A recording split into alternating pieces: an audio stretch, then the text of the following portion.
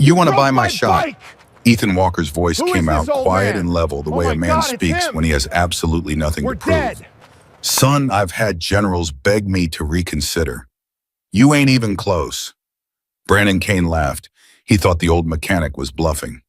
He had no idea he was standing in front of the one man the entire Hells Angels nation calls untouchable. And before that Saturday afternoon ended, a burning Harley and one old metal lighter with a winged skull would set something in motion that no amount of money lawyers or hired muscle could ever stop. If this is your first time here, hit subscribe and drop your city in the comments. I want to see how far this story travels. Now let's go back to where it all began. Ethan Walker had lived in Cutler Creek, Montana for 15 years, and in that time he had become the kind of man a town quietly depends on without ever fully understanding why. He was 58 years old, built lean and deliberate the way men get when they've spent decades doing physical work without making a show of it. His hair had gone the color of winter wheat, and his face carried the kind of lines that don't come from age alone. They come from weather, from grief, from decisions made in the dark that a man carries forward into the light and learns to live with.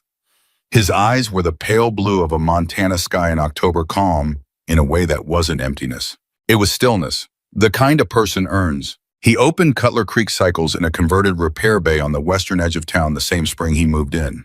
The building was nothing remarkable, a two-bay garage with a hand-painted sign above the door, a small office in the back where he kept his invoices, and a photograph he never talked about, and out front always some half-finished machine that he was coaxing back to life, with the particular patience of a man who understood that some things can't be rushed. He specialized in vintage Harleys, the bikes that other mechanics called unfixable, seized engines, rotted frames, wiring harnesses that had been chewed through by decades of neglect.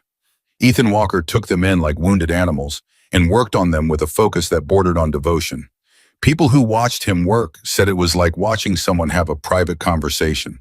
He wasn't just fixing metal, he was restoring something that mattered to someone, and he treated the work with that weight. He charged fair prices, often less than fair.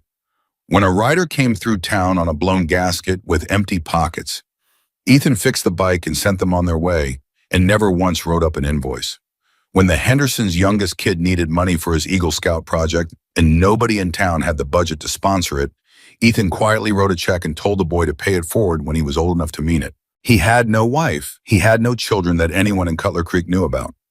He didn't drink at the bar on Friday nights, or attend the town council meetings, or get his name in the weekly paper for anything other than occasional charity. What he had was his work in the shop and the particular respect that accumulates around a man who keeps his word in small ways every single day for 15 years. Nobody in Cutler Creek thought to wonder who he had been before he arrived. Small towns have a gift for accepting a person at face value when that person gives them no reason to dig deeper. Ethan Walker was the mechanic, the quiet blonde American who fixed vintage bikes and helped stranded riders and never asked for anything back. That was enough. That was the whole story as far as the town was concerned. They had no idea it was barely the first sentence. Brandon Kane arrived in Cutler Creek on a Tuesday morning in early spring, which is to say he arrived at the exact moment when the town was still half asleep from winter and not quite prepared to defend itself. He drove a silver Mercedes that was immaculate in the way that signals a man who has never had to do his own dirty work. He was 43 years old, square-shouldered and gym-fit, with the kind of good looks that read as trustworthy from a distance and as something else entirely up close. He wore tailored clothes and a watch that cost more than most Cutler Creek residents made in 6 months. And he carried himself with the complete and absolute confidence of a man who had never in his adult life been told no and had it stick. His company was called Kane Development Group. On paper, it was a real estate investment firm specializing in commercial revitalization. In practice, it was a machine for identifying properties in vulnerable communities, applying pressure until the owners buckled, then flipping the land for development contracts that enriched Brandon Kane and a tight circle of partners, while the original community got pushed to its edges and wondered what happened to the neighborhood they'd spent their lives building. He had done it in 4 other states. He was very good at it. The project in Cutler Creek was called the Summit District. The renderings were beautiful glass and steel and carefully curated Western aesthetic luxury restaurants and boutique hotels and an entertainment promenade that looked like someone had taken a ski resort gift shop and stretched it across 6 city blocks. The promotional materials showed happy people who did not particularly resemble anyone who actually lived in Cutler Creek. To build it, Brandon needed to acquire 12 properties along a quarter-mile stretch of the town's western commercial district. 11 of them sold within the first 2 months. Some of the owners wanted out anyway. Some of them needed the money. Some of them read the offer letters, compared the numbers to what they'd been managing on, and made the calculation that the math didn't work in favor of holding on. And some of them were afraid of what happened when they pushed back too hard. Because Brandon Kane was charming and professional in public, and something considerably different in private. When the Beaumont family, who ran a hardware store 2 blocks from Ethan's garage, initially refused to sell a pipe in their basement, burst the following week. When Roy Castellan, the printer on the corner, held out for 3 months, his biggest corporate account canceled their contract without explanation, and his business insurance was suddenly under audit. These things happened. They were never connected to Brandon Kane on paper. They were never connected to anything at all. The Beaumonts sold. Roy Castellan sold. One by one, the Western District properties changed hands. And then there was Ethan Walker. Brandon's first emissary arrived at Cutler Creek Cycles on a Wednesday afternoon in April. He was a young man in a good suit who introduced himself as a project liaison and spent 10 minutes explaining with glossy brochures and the particular practiced smile of someone who has rehearsed this pitch many times why selling would be in Ethan's best interest. The offer on the table was $1.2 million for the property and business assets. Ethan listened to the entire presentation without interruption. He was working on a 1967 Electroglide while the young man talked, and he didn't put down his tools while he listened, which the liaison interpreted as disrespect, but was actually just efficiency. When the young man finished, Ethan set down his wrench, wiped his hands on a shop rag, and said, "I appreciate you making the drive. The answer's no. You have a safe trip back." The liaison blinked. "Mr. Walker, the offer is—" "I heard the offer." Ethan's voice was patient and absolute. "The answer is still no. Perhaps you'd like to think it over. I can leave materials." "Son," Ethan said, and his voice shifted just slightly in a way the young man couldn't quite identify. Not louder, not harder, just more certain, the way the last door in a hallway sounds different when it closes. "I've thought it over. I'm going to keep thinking it over every day until I die, and the answer is going to be the same. This shop isn't for sale. Tell Mr. Kane I said thanks for the generous number." The liaison left. He reported back to Brandon that the mechanic was, quote, "a little unusual," and seemed very attached to the property. Brandon told him to schedule a second visit and increase the offer to $1.6 million. The second offer arrived on a Friday. Ethan didn't take the meeting. He sent the liaison back to his car with the brochures in a polite wave, the same way a man declines a second helping. He never wanted in the first place. Brandon Kane received this news in his temporary office at the Cutler Creek Marriott, where he was staying while the project progressed, and he was quiet for a long moment before he said very calmly, "Pull his records. Everything. Tax filings, permit, history, code compliance, all of it. I want to know if there's anything to work with." The people who worked for Brandon Kane had learned that when he was calm like that, it was time to move carefully. He increased the offer to $2 million and sent a third emissary, this time a lawyer whose entire professional manner communicated that the previous 2 visits had been courtesy, and this one was something different. The lawyer laid out the offer, then explained that the development project had the support of the county commissioner and certain members of the state's Economic Development Board, and that Cutler Creek Cycles sat at the precise geographic center of the proposed Summit District footprint, which meant that if the project moved forward without Ethan's cooperation, the city would need to evaluate all available legal instruments for facilitating commercial revitalization. It was a very polished way of saying, we can find ways to make your life difficult. Ethan listened to all of it.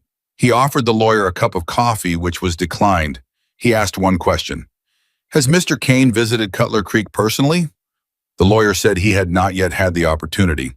"Tell him he should come himself," Ethan said. "Man to man, I'll give him 30 minutes in a fair conversation. But I don't negotiate through intermediaries, and I don't respond well to legal language that's dressed up to sound like something other than a threat." He paused. "And tell him to come during business hours. I'm usually in the shop." Brandon Kane came on a Monday morning.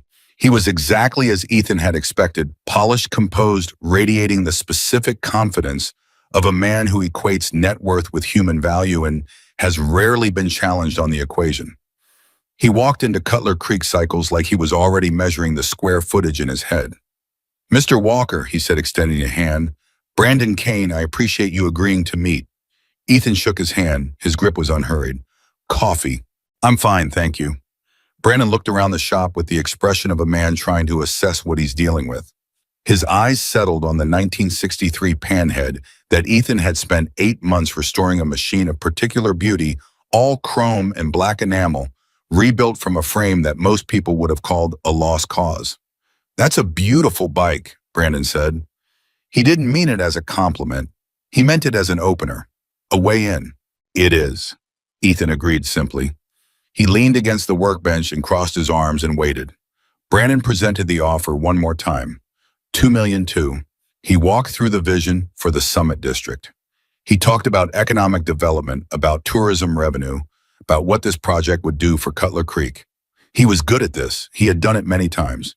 He had a gift for making displacement sound like progress and making people feel that resistance was selfishness. When he finished, Ethan was quiet for a moment. "You've built what you're describing before," Ethan asked. "We have 4 successful projects across 3 states. And the people who sold their properties to you to make those projects happen, are they still in those towns?" A small pause. "Development necessarily involves change." "That's not what I asked." Ethan's voice was still quiet. It was always quiet. "I asked if the people who sold their properties to you are still in those towns." Brandon looked at him steadily. "Mr. Walker, I think you're a practical man. $2,200,000 is a significant number. It gives you options you don't currently have." "You want to buy my shop," Ethan said. And there it was, the thing in his voice that the young lawyers and liaison officers had noticed without being able to name. That absolute certainty.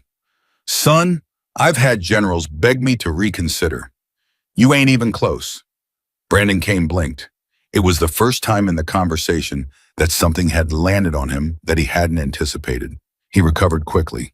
He was good at recovering. "I hope you'll think carefully about this," he said. "Opportunities like this don't stay open indefinitely." "I understand that," Ethan said, and my answer is still no. Doors open if you want to talk more. Have a good drive back. Brandon walked out of Cutler Creek Cycles and sat in his silver Mercedes for 3 full minutes before he started the engine. His jaw was tight. His hands were exactly still on the steering wheel. He pulled out his phone and made a call. "I need you to make some arrangements," he said to Shaom. What followed was methodical and deliberate because Brandon Kane was not a man who acted from impulse. He was a man who acted from strategy, which in some ways was worse. The permit started first. Cutler Creek Cycles held the standard commercial operating licenses for a repair facility, environmental compliance certificates, lift inspection records, electrical permits, zoning documentation. All current, all clean. Ethan had renewed everything on schedule for 15 years without a single violation. Within 2 weeks of Brandon Kane's visit to the shop, the county zoning office scheduled an unannounced inspection. The inspector who arrived was young and nervous and spent 4 hours going through paperwork that had passed identical scrutiny the previous year without comment. He found 2 minor discrepancies in the filing dates on a pair of environmental certificates paperwork, errors that would normally be resolved with a corrected form and a small administrative fee. Ethan was cited for operational violations. Given 30 days to respond. He responded through an attorney. He corrected the filings. He paid the fee. The following week, a state environmental compliance officer arrived. Same story, longer visit, more paperwork. Another citation, this one requiring a $4,400 remediation payment and a 2-week partial operational suspension. The week after that, his primary parts supplier, a regional wholesale distributor he'd worked with for 12 years, called to say they were discontinuing service to his account. No explanation beyond a restructuring of our regional distribution network. The account representative who made the call sounded like she was reading from a script and couldn't quite meet her own voice while she did it. Ethan's 2 regular employees, Marcus, who'd worked with him for 8 years, and a young apprentice named Tyler, both received separate visits at their homes. Brandon's people were careful about this. They never threatened. They simply mentioned in roundabout ways that were difficult to characterize specifically that the shop's future looked uncertain, that there were other employment opportunities in the county, that sometimes a man needed to think about the stability of his own situation. Marcus didn't say anything to Ethan that night. He went home and sat at the kitchen table with his wife for a long time. The following Saturday, a group of 4 young men that nobody in Cutler Creek had seen before drove through town in a pickup truck and threw 2 bricks through Cutler Creek Cycles' front windows at 2 in the morning. They were gone before anyone could respond. Ethan replaced the windows. He didn't file a police report. He swept up the glass carefully and deposited it in the trash and went back to work. But his jaw was set in a way that Marcus noticed when he came in the next morning. "Ethan," Marcus said. "Yeah. You doing okay?" Ethan looked up from the engine he was working on. His pale blue eyes were very calm and very focused in a way that Marcus had not seen before in 8 years of working beside him. It was the look of a man who had moved past the place where decisions are made and arrived at the place where they are simply carried out. "I'm fine," Ethan said. "Let's get the Yamamoto bike done today if we can." Marcus nodded. He didn't push it. But he watched his employer for the rest of that morning with the particular attention of a man who suspects he doesn't know everything about the person he's standing next to. The Saturday that everything changed was a clear morning in late May, the kind of morning Montana does better than almost anywhere else on Earth. White sky, clean air, the mountains visible from every angle, and so sharp and blue they looked like they'd been cut out and placed there that morning by someone who was very proud of the work. Cutler Creek's downtown was busy. The farmers market ran along the main street on Saturday mornings, and the foot traffic it drew was the kind of gentle weekend energy that makes a small town feel like exactly what it is, a place where people mostly know each other and mostly look out for each other and mostly move through their days without much urgency. The 1963 Panhead was parked in front of Cutler Creek Cycles, as it usually was on Saturday mornings. Ethan had a habit of rolling it out front on weekends. It was partly practical, showing the work to potential customers, and partly something else, something that had no name. He liked seeing it in the light. It had been a long project. It deserved the light. He was inside working when they arrived. There were 6 of them. They came in 2 vehicles, a black SUV and a pickup, and they moved with the practiced efficiency of men who have done this kind of thing before and have been given very specific instructions. 2 of them positioned themselves at the end of the block in both directions, not quite blocking traffic, but establishing a perimeter. The other 4 went for the Panhead. The first blow came from a tire iron, which caught the headlight housing and shattered it. The sound brought heads up all along the farmer's market, that particular crack of metal on chrome that doesn't need to be identified because the body understands it before the brain does. By the time people turned to look, 2 men were working the handlebars with wrenches and a pry bar, forcing them at angles they weren't designed for until the metal gave, with a sound like a joint being dislocated. Another man had a knife out, a long-bladed utility knife, and was running it methodically down the length of the leather seat through the custom hand stitching that Ethan had spent 3 evenings doing himself, pulling the foam out in chunks and dropping it in the street. The crowd that gathered was frozen. There were maybe 40 people within visual range. Nobody moved. This was a specific kind of frozen that happens when something wrong is happening openly and forcefully, and nobody has a clear path to intervening without direct personal risk. Ethan came out of the shop. He stood in the doorway for exactly 2 seconds. His eyes went to the Panhead. His face did something so brief and so specific that only a person watching very carefully would have caught it, a single flash of something raw and old, like a door opened and immediately closed, and then his expression settled back into stillness. He walked toward them at a normal pace. Not fast, not slow. One of the men saw him coming and stepped forward. He was big, the kind of big that's chosen and maintained gym built under a white t-shirt, and he positioned himself between Ethan and the bike with the deliberate ease of someone who has used his size as a statement many times before. "Property of Kane Development as of yesterday's court filing," the man said. "Stay back. Stay." Ethan stopped. He looked at the man without urgency. Then he looked past him at his bike, at what they were doing to it. "That's a 63 Panhead," Ethan said. His voice was conversational. "I spent 8 months on that engine alone." "Doesn't matter," the man said. "Back up." The others had produced a red plastic fuel container. One of them was unscrewing the cap. The crowd grew. People were coming from the farmer's market, drawn by the sounds filling the sidewalk in both directions. Cell phones were raised. Nobody was doing anything with them in terms of intervention. They were documenting which is the thing people do when they understand that what they're seeing is wrong, but also understand that the wrongness has force behind it. From behind the crowd in the parking lot of the hardware store, a man named Del Hutchins watched. Del was 67 years old, retired from 22 years driving long-haul routes through the western United States. He was heavy-set and slow-moving and had a face that had seen enough of everything that it rarely registered surprise anymore. But what Del Hutchins was looking at right now had him very still in a way that was entirely different from the stillness of the crowd. He wasn't watching the bike. He wasn't watching Ethan. He was watching Ethan's right hand, which had moved slowly, naturally, the way a man reaches for something he doesn't need to think about, to the pocket of his work pants. Ethan's hand came out of his pocket with a lighter, old, heavy, brushed steel worn smooth on the sides from years of handling. The kind of lighter that has a lid that flips open in a wheel striker, the kind that was made to last when people still made things to last. He flipped the lid open.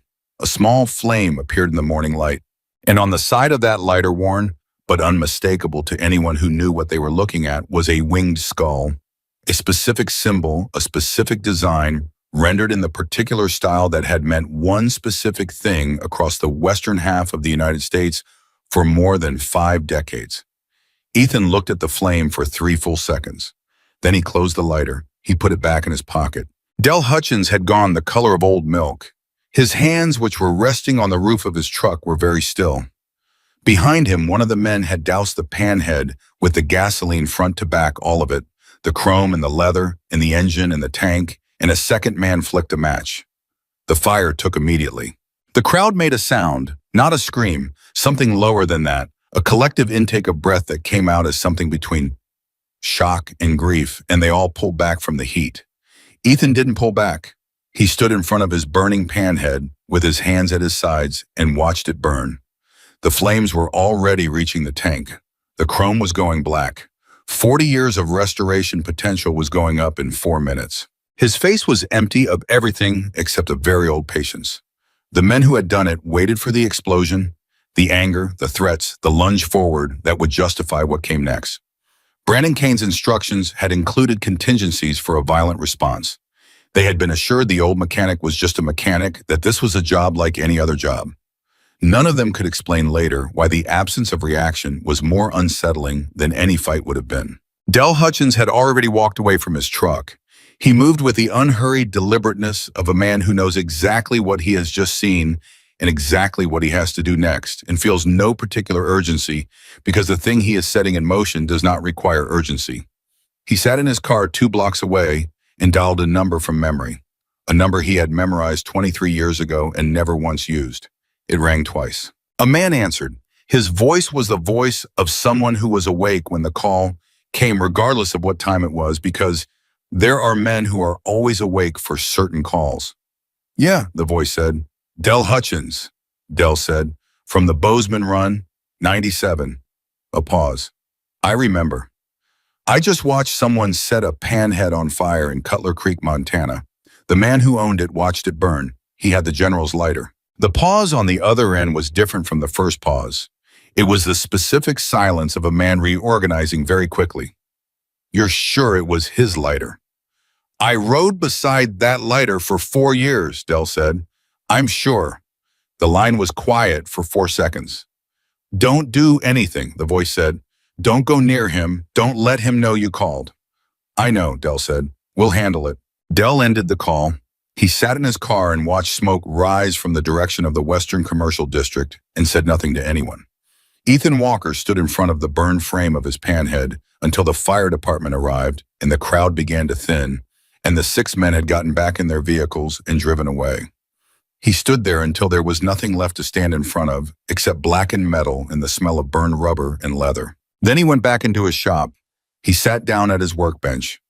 He put his hands flat on the surface of it and looked at them for a long time. Marcus appeared in the doorway. He had watched the whole thing from the parking lot behind the building, and now he stood in the doorframe looking at the man he had worked beside for 8 years with an expression that was part helplessness and part something else, something that was looking for reassurance that wasn't coming. "Ethan," Marcus said. Ethan looked up. What do you want to do? Ethan was quiet for a moment. He reached into his pocket and turned the lighter over in his hand once without taking it out.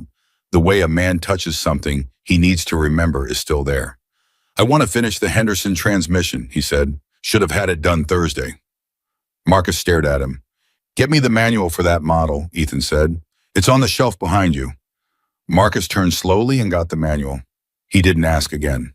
But that night, 3 states, away in a phone conversation that lasted 27 minutes, 2 men who had not spoken in 4 years talked about a blonde mechanic in Montana and an old lighter and what it meant that someone had been reckless enough to force that lighter out of its pocket.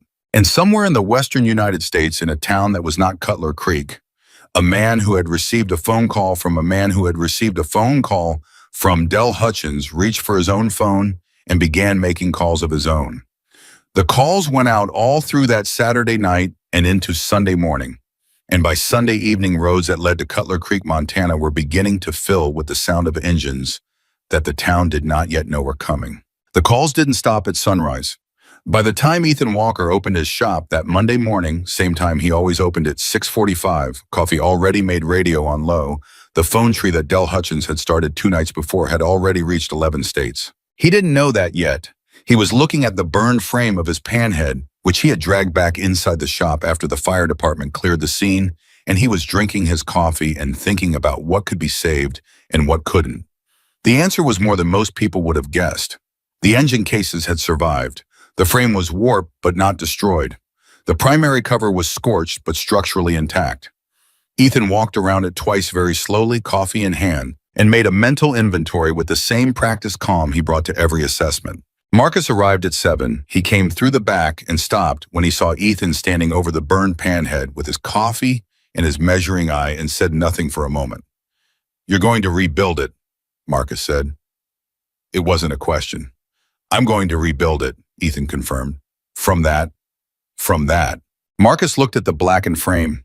He looked at Ethan. He had worked beside this man for 8 years and thought he understood him reasonably well, and standing in the shop that Monday morning, he was recalculating. Okay, Marcus said finally, because there was nothing else to say. He hung up his jacket and got to work. What Marcus didn't know, what nobody in Cutler Creek knew yet, was that the question of the panhead's restoration was the least consequential thing happening in Ethan Walker's life that morning.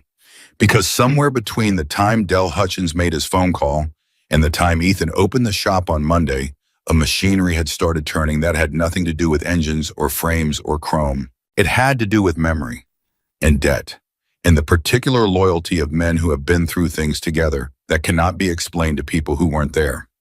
Marcus didn't see the text message that came in at 8:17 that morning. Ethan's phone was in his chest pocket, and when it vibrated, he didn't take it out immediately. He finished the measurement he was making, wrote it down, then stepped back to the office and closed the door. The message was 4 words. It read, "We got your call." Ethan stared at that message for a long time. His coffee had gone cold. He set it down on the desk next to the photograph he kept there. A woman with dark hair and a wide laugh standing beside a lake that was somewhere Ethan had not been able to go back to since she died. He typed back, "I didn't call anyone." The response came in 40 seconds. Del did. Same thing. Ethan sat with that for a moment. He looked at the photograph. He looked at the text. He looked at the ceiling, which was the metal roof of the converted repair bay, dented and weathered, and exactly as ordinary as everything else in his chosen ordinary life. He typed, "Tell them to stand down. I'm handling this." The response took 90 seconds this time. "They already know what you'll say. They're coming anyway. That's not a question." Ethan put the phone in his pocket and went back out to the shop and looked at the burned panhead for another long moment. Then he picked up a grinder and got to work stripping the damaged surface off the frame rails because there was nothing else to do with that information right now except hold it and keep his hands busy. Marcus watched him from across the shop and said nothing. 3 states west of Montana, in a garage outside Spokane, Washington, a 61-year-old man named Raymond Birch was on his 3rd phone call of the morning. Raymond had arms like bridge cable and a gray beard that he'd been growing since 1987, and he had a face that communicated without any ambiguity whatsoever that he had lived a full and eventful life and arrived at his current age through a combination of competence and careful decision-making. He was a chapter president, had been for 19 years. Before that, he'd been a road captain, and before that, he'd been the youngest sergeant-at-arms his chapter had ever voted in, a distinction he'd earned through the specific combination of physical capability and personal restraint that the club valued above almost everything else. He had met Ethan Walker in 2001 at a mediation between two chapters that were 3 days from going to war over a territory dispute that had started with a misunderstanding and escalated through pride and stubbornness into something that was going to get people killed. Ethan had driven 14 hours to be there. He'd sat down at a table with men who were armed and angry and ready, and he'd talked for 6 hours without raising his voice. And at the end of those 6 hours, nobody was dead, and the misunderstanding had been resolved, and the pride and stubbornness had been redirected somewhere more useful. Raymond Birch had watched that happen and understood that he was in the presence of someone unusual. Not powerful in the way that gets confused with threat, powerful in the way that makes threat unnecessary. He'd called the man the General before the nickname spread back when it was just his own private assessment. Now he was on the phone with a chapter president in Nevada. "How many can you move?" Raymond asked. "Comfortably 120 by Friday. I can push that to 160 if you need it." "Push it." "Raymond, is this—" "He watched them burn his bike," Raymond said. "His panhead. You remember that bike?" A silence on the Nevada end. "Yeah," the Nevada president said quietly. "I remember that bike." "He watched it burn and he didn't do anything. He just stood there." Another silence. "That's worse," the Nevada president said. "Yeah," Raymond said, "it is." He ended the call and dialed Oregon. In Cutler Creek, meanwhile, Brandon Kane was having a very satisfying Tuesday. He was at the Summit District presentation meeting with 3 county commissioners and the regional director of the state's Economic Development Board, and the mood in the room was, from his perspective, exactly what he'd been working toward. The preliminary environmental impact study had come back favorable. The traffic analysis showed projected revenue multipliers that the commissioners found compelling. 2 of the 3 had already signaled informally that they were prepared to vote in favor of the rezoning application. The 3rd commissioner, a woman named Patricia Graves, who had grown up in Cutler Creek and whose family had farmed 12 miles east of town for 4 generations, had questions that Brandon found irritating in their specificity. She wanted to know about the relocation assistance package for displaced business owners. She wanted to know what assurances existed that the project would employ local contractors rather than importing labor from Billings or beyond. She wanted to know what protections were in place for the 2 properties at the western edge of the district that sat in a historic preservation zone. Brandon answered her questions smoothly and thoroughly in the way he always answered inconvenient questions, with enough detail to sound comprehensive and enough redirection to obscure the parts that didn't hold up to scrutiny. "And the mechanic on the corner," Patricia Graves said. "Ethan Walker." Brandon kept his expression neutral. "Mr. Walker's property is central to the project footprint. We're continuing conversations with him.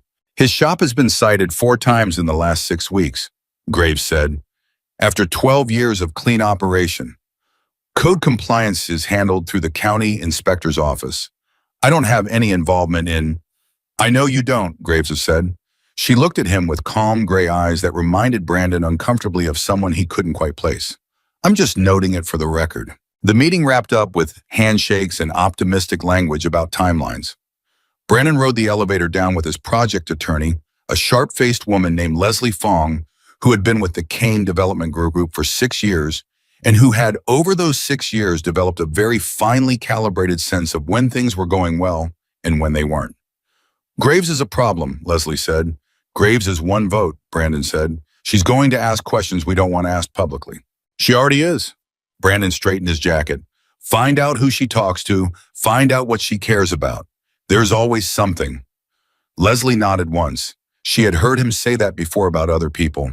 She had acted on it before. She made a note in her phone and didn't let herself think too carefully about what she was writing down. What Brandon Kane did not know, could not have known, because it was happening in a world that had been carefully kept separate from his world for 15 years, was that Ethan Walker's silence was not surrender. It was an entirely different thing. During the 6 weeks of inspections and supply cutoffs and window bricks and escalating pressure, Ethan had done 3 things very carefully and very quietly. The first was documentation. Every inspection citation, every phone call from a supplier dropping his account, Every incident that could be connected even loosely to the campaign being waged against him.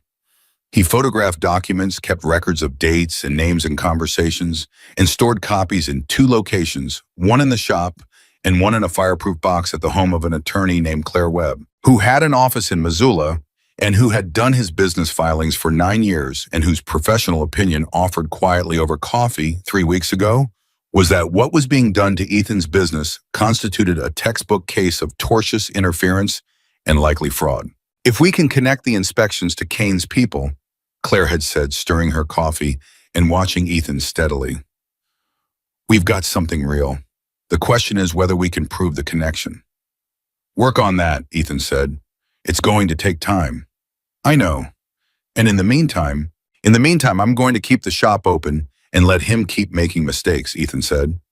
Every time he pushes, he leaves a fingerprint somewhere. I just need to be patient enough to collect them all. Claire Webb had looked at him for a moment. She was 52 years old and had been a lawyer for 24 years. And she had developed over that time a reasonable ability to assess people, and what she was assessing right now was a man whose surface calm was not the absence of something, but the presence of it, like a river that runs fast because it's deep, not because it's shallow. You're not just a mechanic, she said. It wasn't quite a question. I'm exactly a mechanic, Ethan said. I'm also a man who knows how to wait. The second thing Ethan had done was reach out quietly, and through an intermediary he trusted to a journalist named Dan Morrow, who ran a small investigative news operation out of Helena that had over the previous 3 years broken 4 stories involving corruption in Montana's commercial development sector. Dan Morrow was 36 years old and serious and meticulous, and had been looking for an angle into the Kane Development Group's operations for 14 months without finding a way in. Ethan gave him the documentation and said one thing: don't publish anything until I tell you it's time, but start building. Dan Morrow had started building. The third thing was the thing Ethan had not told anyone about. Not Claire Webb, not Marcus, not anyone in Cutler Creek. It was simply this: he had taken the old metal lighter with the winged skull out of the drawer where he kept it, and he had put it in his pocket where he could feel the weight of it. He had not done that in 8 years.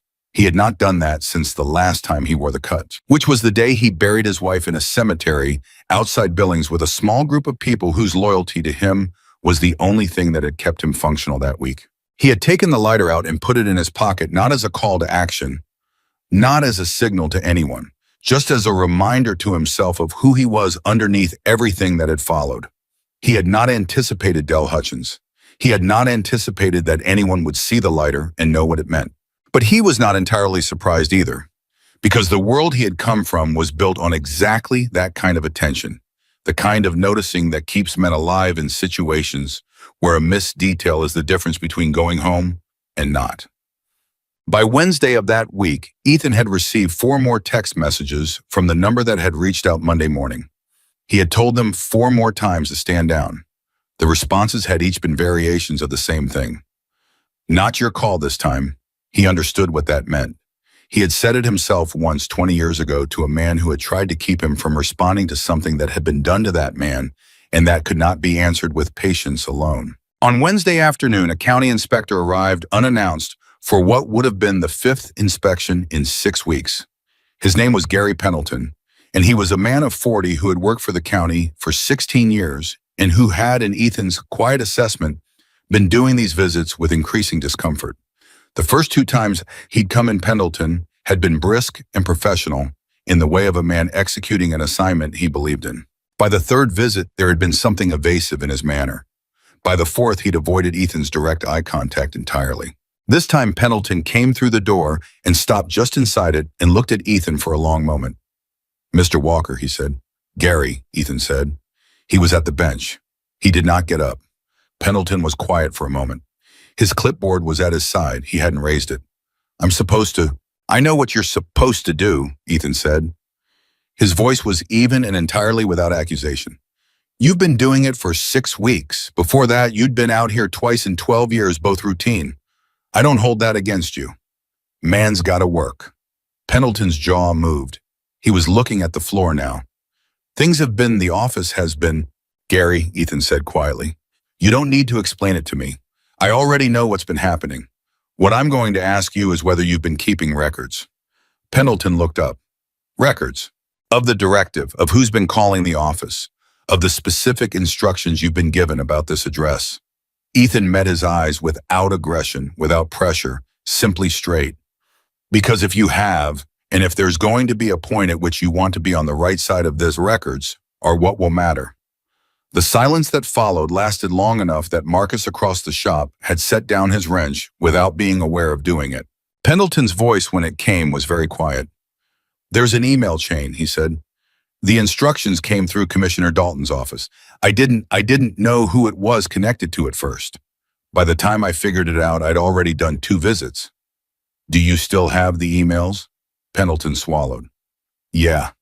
Don't delete them," Ethan said simply. "Whatever else happens, don't delete them. That's all I'm asking." Pendleton nodded once. Then he turned around and walked back out of the shop without conducting any inspection at all. His clipboard was still at his side. Marcus waited until the sound of his car had faded. "Who are you?" Marcus said. Ethan looked at him. Marcus struggled with it. "I've worked here 8 years. I thought I knew you. But what's happening here, the way you're handling it, this isn't how a mechanic handles this." Ethan was quiet for a moment. He turned back to the bench. "It's exactly how a mechanic handles it," he said. "A patient one." Marcus stared at him for 3 full seconds. "Okay," Marcus said. "Okay." But his hands were not entirely steady when he picked his wrench back up. The first rider came through Cutler Creek on Thursday. Nobody connected it to anything. A single motorcycle eastbound through the main street, slowing to the speed limit as it passed the Western Commercial District and the stretch of block where Cutler Creek cycles sat. The rider was a big man in road gear, no colors visible, just a traveler passing through. He didn't stop. He didn't look at anything obvious. But he looked at the shop and at the burn frame visible through the front window that Ethan hadn't yet covered, and he noted the address and the block configuration in the sight lines. He was gone inside of 4 minutes. That night on a county road, 12 miles west of Cutler Creek, 4 motorcycles were parked in a pull-off. The riders stood in a loose group, passing a map between them that had nothing to do with the roads on it. They spoke quietly for about 20 minutes. Then they remounted and rode in separate directions. Friday morning, 2 more riders came through town. These ones stopped at the diner on Main Street and had coffee and talked to nobody and left a fair tip and were gone by 9. The woman at the register, whose name was Paula, and who had worked the diner counter for 30 years and had the situational awareness of someone who has poured coffee for every kind of person a small Montana town produces, watched them go and felt something she couldn't name with specificity, but which landed in her chest like the pressure change before weather. She didn't mention it to anyone, but she thought about it all morning. Brandon Kane on Friday afternoon received a piece of information that should have been a warning and which he processed as a victory. His attorney Leslie Fong called to tell him that Ethan Walker had not filed any response to the most recent operational citation, which meant his commercial license was now technically in violation, which meant that the county had legal standing to issue a cease and desist that would force the shop to suspend operations until the violation was remedied. "How long would that take?" Brandon asked. "Realistically, could be 6 to 8 weeks if we make sure the right people handle the processing slowly." "Do it," Brandon said. What he didn't know, what nobody had told him, and what he had not thought to investigate, because he had never operated in a world where this kind of thing was relevant, was that Ethan had not responded to the citation because he had spent the week doing something more useful than paperwork. And the people who were riding through Cutler Creek were not random travelers. And the phone calls being made between states that week were not social calls. Brandon Kane went to dinner at the best restaurant in Missoula that Friday evening, satisfied with his timeline and confident in his strategy. He ordered good wine and ate well and checked his phone only twice. He slept well that night. He had no reason not to. Not yet. Saturday came in cool and clear, a week exactly since the burning of the Panhead. Ethan was in the shop by 6, same as always. He had the burn frame on the center lift and had spent the week carefully documenting every salvageable component, making a detailed list of what needed to be sourced versus what could be rebuilt in-house, working through the problem the same way he worked through every problem methodically without drama, one piece at a time. Marcus came in at 7. Tyler, the apprentice, came in at 7:30. The 3 of them worked through the morning in the particular companionable quiet of a well-functioning shop where communication happens mostly through the economy of motion rather than words, where a hand extended at the right moment is more efficient than a question. At 9:15, Ethan's phone buzzed. He looked at the screen. The message was from the number he'd been trading texts with all week. It said Sunday night. Be in the shop. Ethan read it twice. He typed back, "What's Sunday night?" The response came in less than a minute. "Chapter presidents want to talk. All of them. You don't have to say yes to anything, but they wanted to look you in the eye." Ethan put the phone in his pocket. He went back to the lift. He worked for another hour before Marcus noticed the set of his jaw had changed. "News," Marcus said. "Might be," Ethan said. "Good or bad?" Ethan thought about it honestly for a moment. "I genuinely don't know yet," he said. That was the truth. Because what was coming toward Cutler Creek was something that had been set aside for 8 years, something Ethan had carefully, deliberately put down and walked away from, and the question of whether its return was good or bad depended entirely on what he did with it when it arrived. He picked up his grinder and went back to the frame. Outside on the road that ran west out of Cutler Creek, the sound of a single engine could be heard faintly in the late morning air. Then two. Then after a moment, something that wasn't quite a sound yet, but was the promise of one, a low, rolling vibration felt in the chest, before the ears caught up to it, the kind of sound that has no name except the name of what makes it. Ethan heard it. His hands did not stop moving. But his eyes very briefly went to the photograph on the office wall.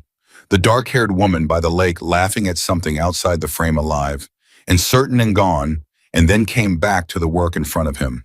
He had made a promise when he buried her. He was about to find out how much of it he could keep. The Sunday night meeting happened in the back of the shop after midnight, with the front lights off and the door locked. There were 7 men besides Ethan.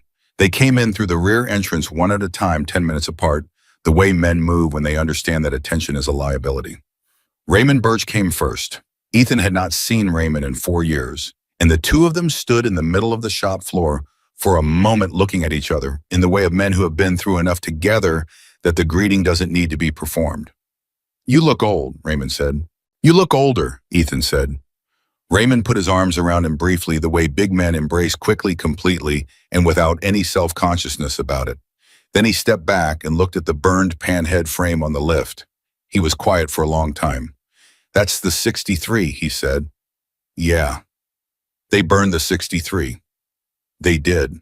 Raymond looked at the frame for another moment, with something working in his face that he didn't put into words. Then he pulled up a stool and sat down and waited for the others to arrive. They came in ones and twos over the following hour. Chapter presidents, most of them men in their 50s and 60s, who carried their history the way working men carry it in their posture and their hands and the particular economy of how they moved. One of them, a man named Horatio Cruz from the Arizona chapter, had known Ethan since 1998. He came through the back door and stopped when he saw the panhead frame and said quietly in Spanish something that didn't need to be translated. Another, a lean, white-haired man named Ellis Ford from Colorado, who had been a chapter president for 23 years, shook Ethan's hand and held it for a moment and said only, "We should have checked on you sooner." Ethan said, "I didn't want to be checked on." Ellis said, "I know. That's why we should have done it anyway." The last one through the door was a man named Walter Doss. He was 71 years old and the oldest active chapter president in the Western region, and one of only 3 people alive who had been present when Ethan was given the title that was engraved on the cut he'd buried 8 years ago. Walter moved slowly because his right knee had been rebuilt twice, and the second rebuild had not entirely taken, but he moved with a steadiness that had nothing to do with pace. He came through the door and looked at Ethan and didn't say anything for a full 5 seconds. Then he said, "You're thinner." "Some," Ethan said. "You eating?" "Enough." "You sleeping?" Ethan looked at him. "Walter, I'm asking." "Some nights better than others," Ethan said honestly. Walter nodded as if that answer told him more than the words contained. He took the chair that Raymond had found for him and settled into it, and the room arranged itself around him, the way rooms arrange themselves around the oldest person in them, when that person has the specific gravity of someone who has earned every year they're carrying. Ethan pulled up his own stool. He looked around at the 7 men in his shop in the dark, these faces he had known for decades, and he felt something that he had been keeping very carefully at arm's length since Saturday, something that was not grief exactly, and not gratitude exactly, and not fear, but something that contained all three of them and needed a word he didn't have. I told you not to come, he said. You did, Raymond said. I meant it. We know, Walter said. We came anyway. Now let's talk. The conversation lasted 3 hours. Ethan laid out everything: the offers, the pressure campaign, the inspections, the suppliers, the bricks through the windows. He laid it out in the same sequence, in the same tone he would use to describe a mechanical problem. Here's the system. Here's what's failing. Here's what I've done about it so far. He explained Claire Webb in the documentation. He explained Dan Morrow in the journalism angle. He explained Gary Pendleton in the email chain that connected the inspections to Commissioner Dalton's office, and from Dalton's office, with 2 steps in between, to Kane Development Group. The men listened without interrupting. This was notable in a room full of men who were not by nature passive listeners, but they listened the way you listen when the person talking knows the situation better than you do, and interrupting will only slow things down. When he finished, Raymond said, "What do you need from us?" "Nothing that involves anyone getting hurt," Ethan said immediately. "That's not what I asked." "It's my answer." Raymond looked at him steadily. "Ethan, I'm serious, Ray. Not a hand laid on anyone. Not a threat made to anyone. Not a tire slash, not a windshield crack, nothing that crosses a line I can't walk back from." Ethan's voice was level and final in the way of a man who is not negotiating.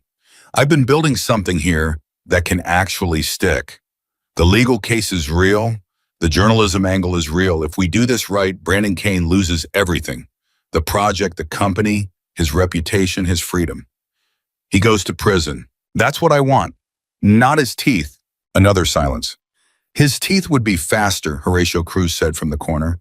"His teeth would feel better for about 48 hours, Ethan said, "and then we'd all be in a position we can't get out of. I've seen that movie. I know how it ends." Walter Doss had been quiet through all of this. Now he spoke. "Nobody's talking about touching him," Walter said. "Nobody in this room came here for that. What Raymond's asking is what you need." He looked at Ethan with the patient intensity of a man who has been reading people for 7 decades and is not going to be misread himself. "Because you've been in this alone for 6 weeks, and you don't have to be." Ethan was quiet for a long moment. "Presence," he said finally.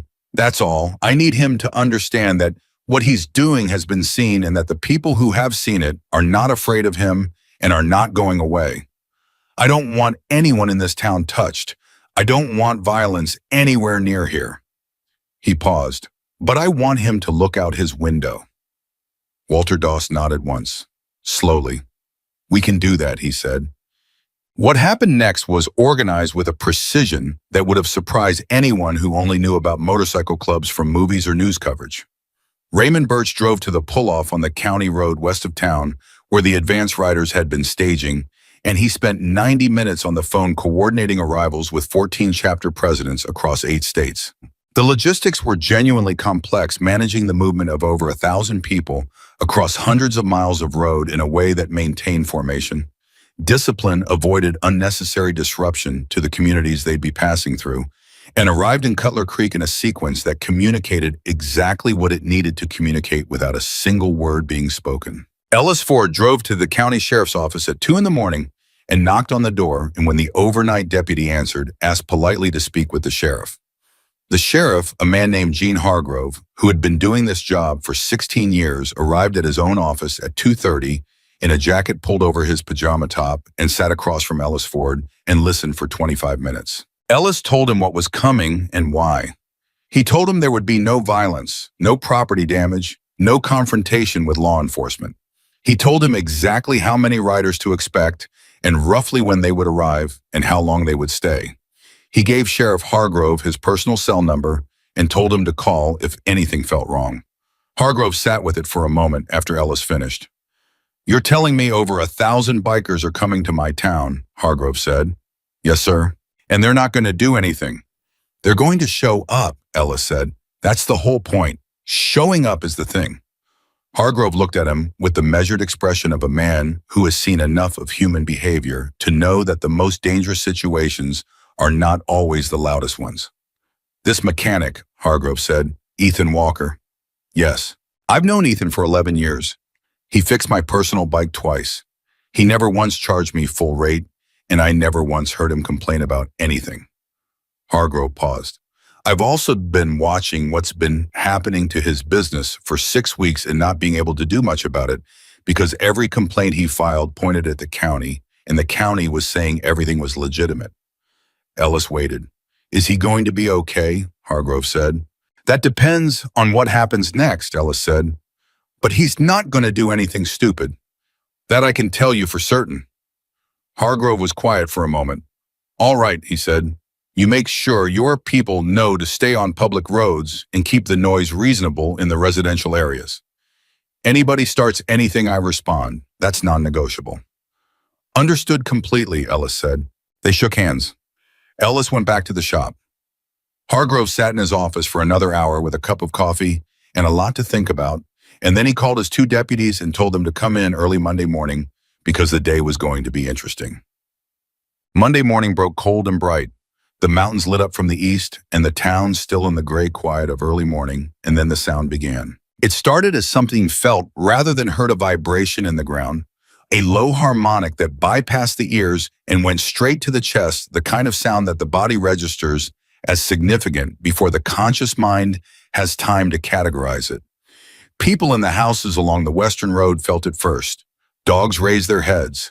Coffee mugs were set down. Then it became audible. One engine at first distinct and solitary coming from the west, and then before that first engine had fully registered another and another, and the individual sounds began to compound into something that was no longer several sounds, but one continuous rolling presence, building like weather, filling the air from the ground up. Ethan was in the shop. He had been there since 5. He heard it start, and he put down the tool he was holding, and he stood very still for a long moment with his eyes closed. He was thinking about a woman who used to say that the sound of a Harley engine was like the sound of a promise being kept. She had grown up in a house near a freeway and had found the sound of engines soothing rather than intrusive, had always been able to sleep through traffic where other people couldn't, and she had transferred that ease to the specific sound of the bikes, the particular deep note of American-built V-twin engines that had a warmth to them that imported bikes never quite matched. He had not thought about that in a long time. He let himself think about it now. Then he opened his eyes and he went to the front window of the shop and he watched Cutler Creek wake up to something it had never seen before. The residents came out of their houses because that's what people do when something unprecedented is happening. They come out of their houses because the human instinct toward witness is stronger than the instinct toward caution, especially in a small town where the baseline assumption is that unusual things are interesting rather than dangerous. Paula from the diner was on her front porch with her coffee at 6:15 when the first formation came through, and she said later that what struck her was not the number of bikes, though the number was staggering, but the order, the absolute deliberate, unhurried order of it. No one was jockeying for position. No one was revving unnecessarily. They moved through the streets of Cutler Creek the way a river moves, with the total confidence of something that knows exactly where it's going and has no need to announce itself. Mrs. Eleanor Vance, who was 82 and had lived 3 houses from the Western Commercial District for 51 years, came to her window in her housecoat and stood there watching, and then later told her daughter, who called from Phoenix at 9, that it was the most organized thing she had ever seen in her life, and that the riders were polite, and that one of them had stopped because her garbage can had blown into the street, and he'd gotten off his bike and set it back on the curb before riding on. The farmer's market wasn't open. It was Monday, but the people who lived nearby came out anyway. And then the people from further in, drawn by the sound and the story, moved through the town at the speed that stories move through small towns, which is faster than most people account for. The blocks surrounding Cutler Creek cycles filled slowly and completely. Riders took up positions on every available road and pull-in. They cut their engines when they stopped, and the accumulated silence of more than 1,500 engines going quiet was in its own moment as striking as the sound had been. The town was very still. Brandon Kane was at the Marriott when his phone started. It was his project manager. First, are you seeing this? Then, his attorney, Leslie Fong. Brandon, you need to look outside. Then, before he'd finished reading Leslie's text, the county commissioner he'd been cultivating, Commissioner Dalton, calling with a voice that had entirely shed its previous professional ease and was now operating in a register of naked anxiety. There are over 1,000 motorcycle riders surrounding the Walker property, Dalton said. They came in overnight. I know, Brandon said. He was already at the window. He was looking at the street below the hotel where motorcycles were parked with the density of a rally, and riders stood in small groups with the settled patience of people who have nowhere else to be. "This is organized," Dalton said. "This isn't random. This is coordinated." "I can see that." "Brandon, I need to know, what is your relationship with Ethan Walker? What exactly has been—" "We've had a business dispute over a property acquisition," Brandon said. His voice was perfectly controlled. He had not built what he'd built by losing control in moments of pressure. "This is an intimidation tactic. It'll dissolve in 24 hours. A pause on Dalton's end. "There are news cameras here," Dalton said. "2 vans. Brandon's hand tightened on the phone. "What?" "Helena affiliate and someone from Billings. They set up about 40 minutes ago." Another pause. "Brandon, I have to be careful here. If this becomes a media story—" "It's not going to become a media story," Brandon said. "I'll call you back." He ended the call. He stood at the window for a long moment. Then he called Leslie. "Get to me," he said when she answered. "Right now." What Brandon did not know was that the news cameras had not arrived by accident. Dan Morrow had made 2 calls the night before after Ethan at midnight had sent him a single text tomorrow morning. "Be here." Dan had also filed a preliminary piece to 3 outlets at 6 that morning.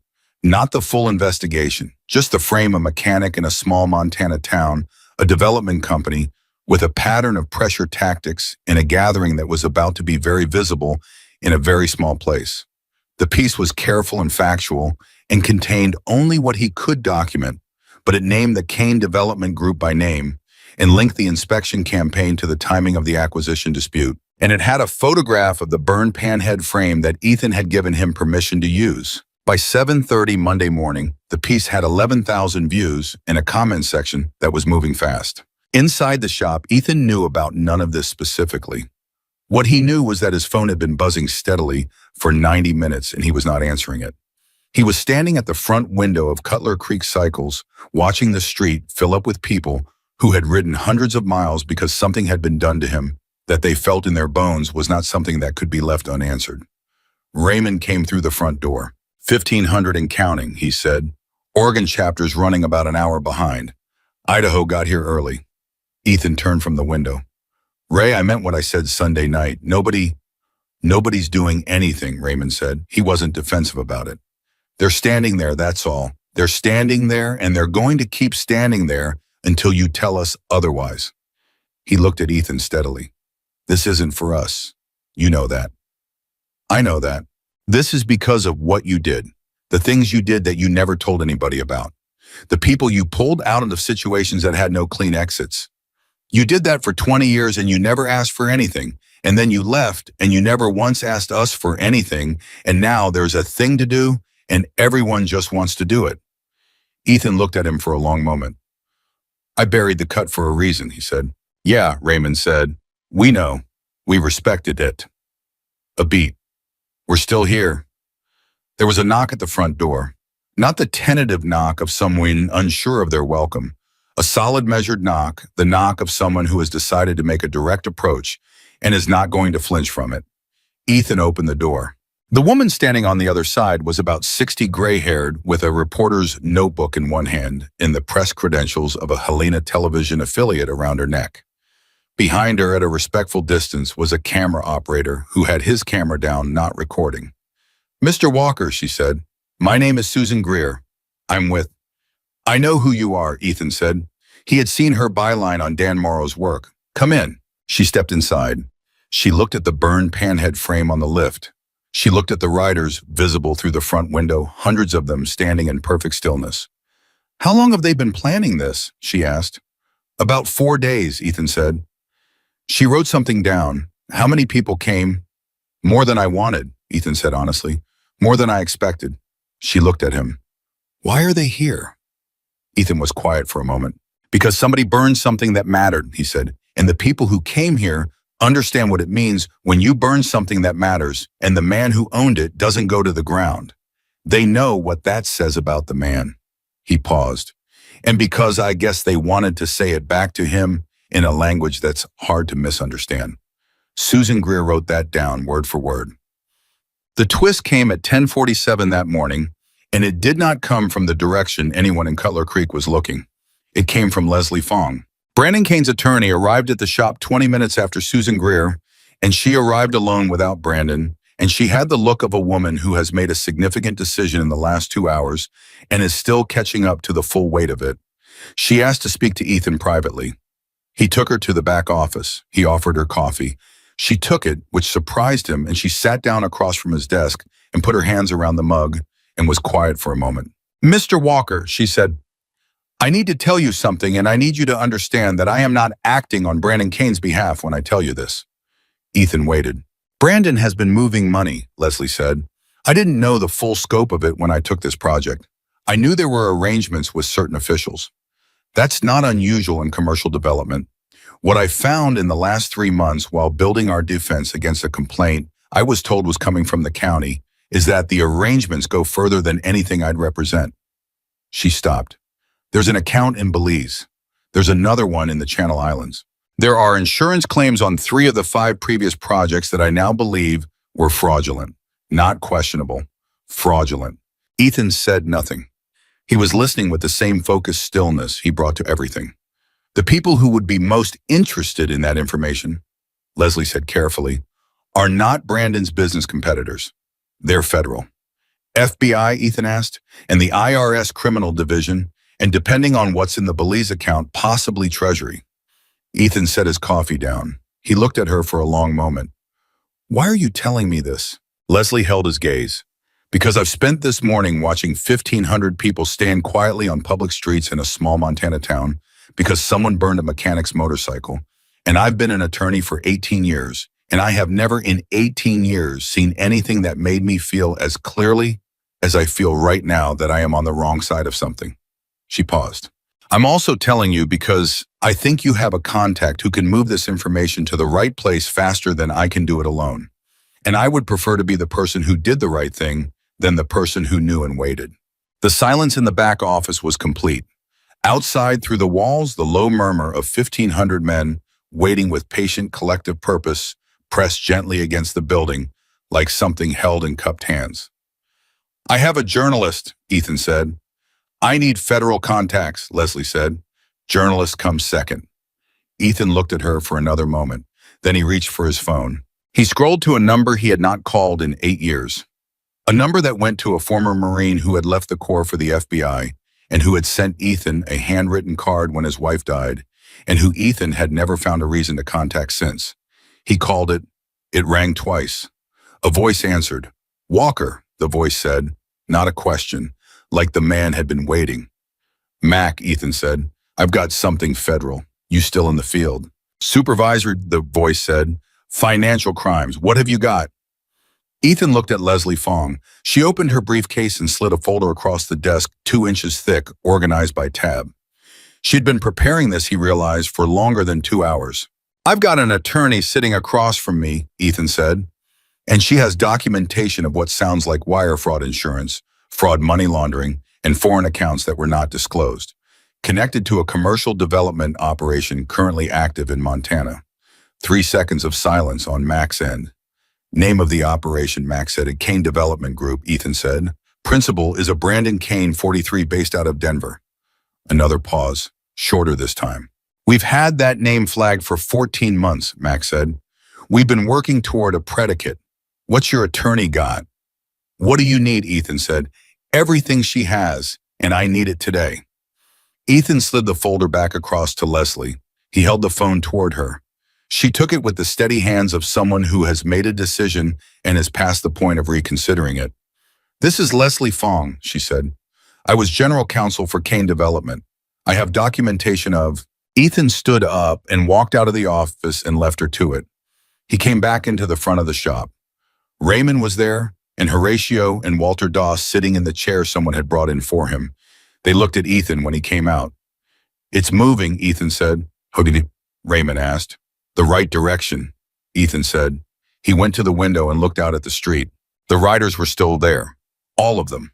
1,500 people standing in the clean Monday morning air of a small Montana town, not doing anything, not saying anything, just being present in the particular way that says, "We see you and we are not afraid and we are not going anywhere."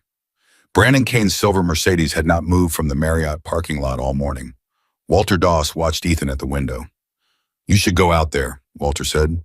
"Not yet," Ethan said. "Why?" "Because it's not finished yet." He turned from the window. "When it's finished, I'll go out." Walter looked at him with the deep, patient look of a man who had known Ethan Walker for 30 years and understood maybe better than anyone alive what it had cost this man to be who he was, what he had given, what he had buried. What was asking right now very quietly to come back to the surface? "She would have wanted to see this," Walter said. Ethan's jaw tightened once. "Yeah," he said. His voice was even. "She would have thought it was something." He turned back to the window. Outside, the street was full of the people who loved him in the way that men love other men when they've trusted each other with their lives and come out the other side. He stood there and let himself feel it for exactly as long as he could stand it. Then the office door opened and Leslie Fong came out with the phone and she said, "They want to move today. They're asking whether you can get Kane to stay in town." And Ethan Walker straightened up from the window and turned around and said, "Yeah, I think I can manage that." His voice was the quietest it had been all morning, which meant it was the most certain. Keeping Kane in town turned out to be easier than it should have been, which told Ethan something important about the man. He called Brandon Kane directly, not through Leslie, not through an intermediary, directly from his own phone standing in the middle of his own shop with Raymond Birch 3 feet away listening and the burned panhead frame on the lift behind him. Brandon answered on the second ring, which meant he had been waiting for the call, which meant he was rattled enough to want contact, but not rattled enough to know that wanting contact was a mistake. "Mr. Walker," Brandon said. His voice was controlled but had a tightness underneath it, the way a good poker face still betrays itself in the quality of the stillness. "Mr. Kane," Ethan said, "I think we should meet." A pause. "I'm not sure this is the right moment for—" "I think it is," Ethan said. He kept his voice easy conversational, the same way he talked to a customer about a repair estimate. "You've got a situation outside your hotel right now. I've got a situation in my shop. Seems like the kind of thing two adults should be able to sit down and talk through." Another pause. Longer this time. "What exactly are you proposing?" Brandon said. "Coffee," Ethan said. "Neutral ground. The diner on Main, noon." He let that sit for a beat. "Just you and me. No lawyers, no crew. Man to man the way I asked for the first time." The silence on Brandon's end had a specific texture to it. The silence of a man doing rapid calculation, weighing variables, trying to read the angle. Brandon Kane had built his career on reading angles.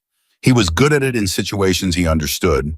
He was less good at it in situations that had no precedent in his experience, and nothing in his experience had prepared him for waking up to 1,500 motorcycle riders standing quietly outside his hotel.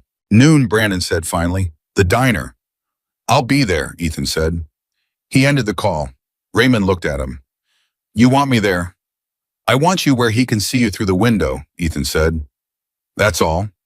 Raymond thought about that for a moment and then nodded slowly because he understood exactly what Ethan was doing and why it would work.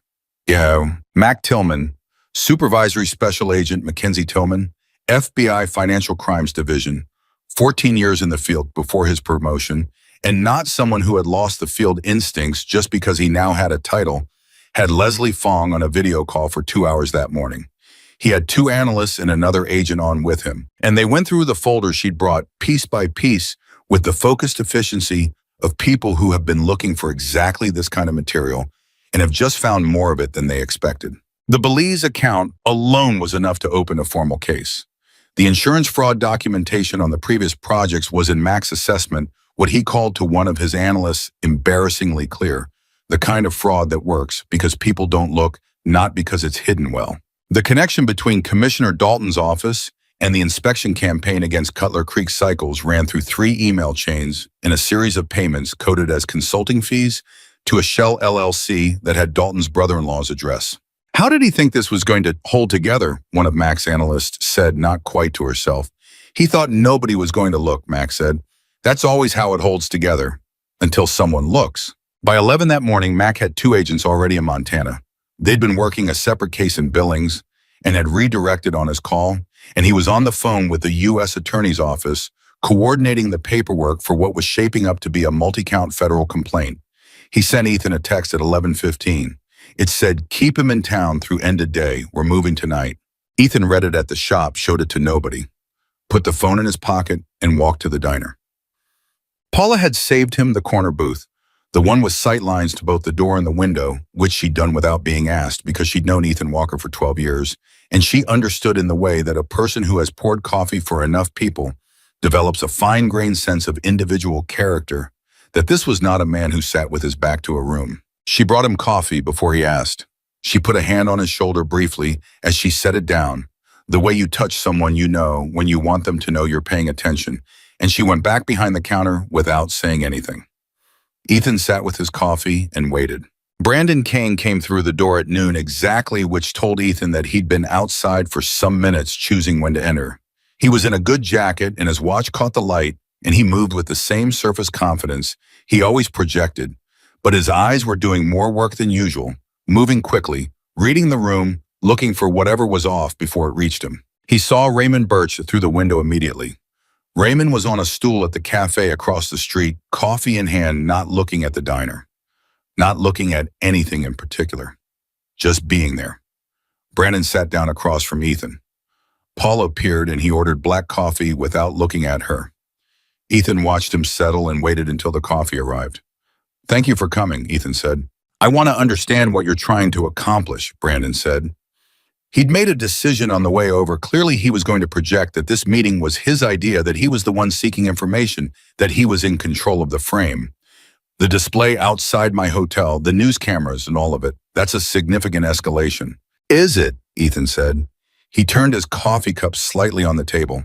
"Because from where I'm standing, someone burned my motorcycle in front of 40 witnesses, and I haven't done anything that constitutes escalation." Brandon's jaw was level. "I don't have any involvement in what happened to your property." "Brandon," Ethan said, and he used the first name not as familiarity, but as precision, the way you name something when you want it to stop pretending to be something else. "I'm going to be straight with you because I think you're a smart man, and I think straight talk is the only kind that's useful right now. I know about the Dalton email chain. I know about the Shell LLC. I know about the insurance claims from the Cleveland project and the Phoenix project." He paused. "And I know about the account in Belize." Brandon Kane went very still. It was a different kind of still from the controlled stillness he'd been projecting since he walked in. This was the stillness of a man whose internal machinery has just performed an emergency stop. "I don't know what you think you—" "I'm not finished," Ethan said. His voice had not changed in pitch or pace or volume. "I'm telling you this because I want you to understand the full shape of what you're looking at. Not to threaten you, I don't do threats, but because I think you should make whatever decisions you need to make today with complete information." Brandon's eyes were doing something complicated. Ethan could see him trying to find the play, the angle, the lever, the thing he could grab onto and use to reframe this the way he reframed everything. "What is it you want?" Brandon said finally. "I want you to stay in Cutler Creek today," Ethan said.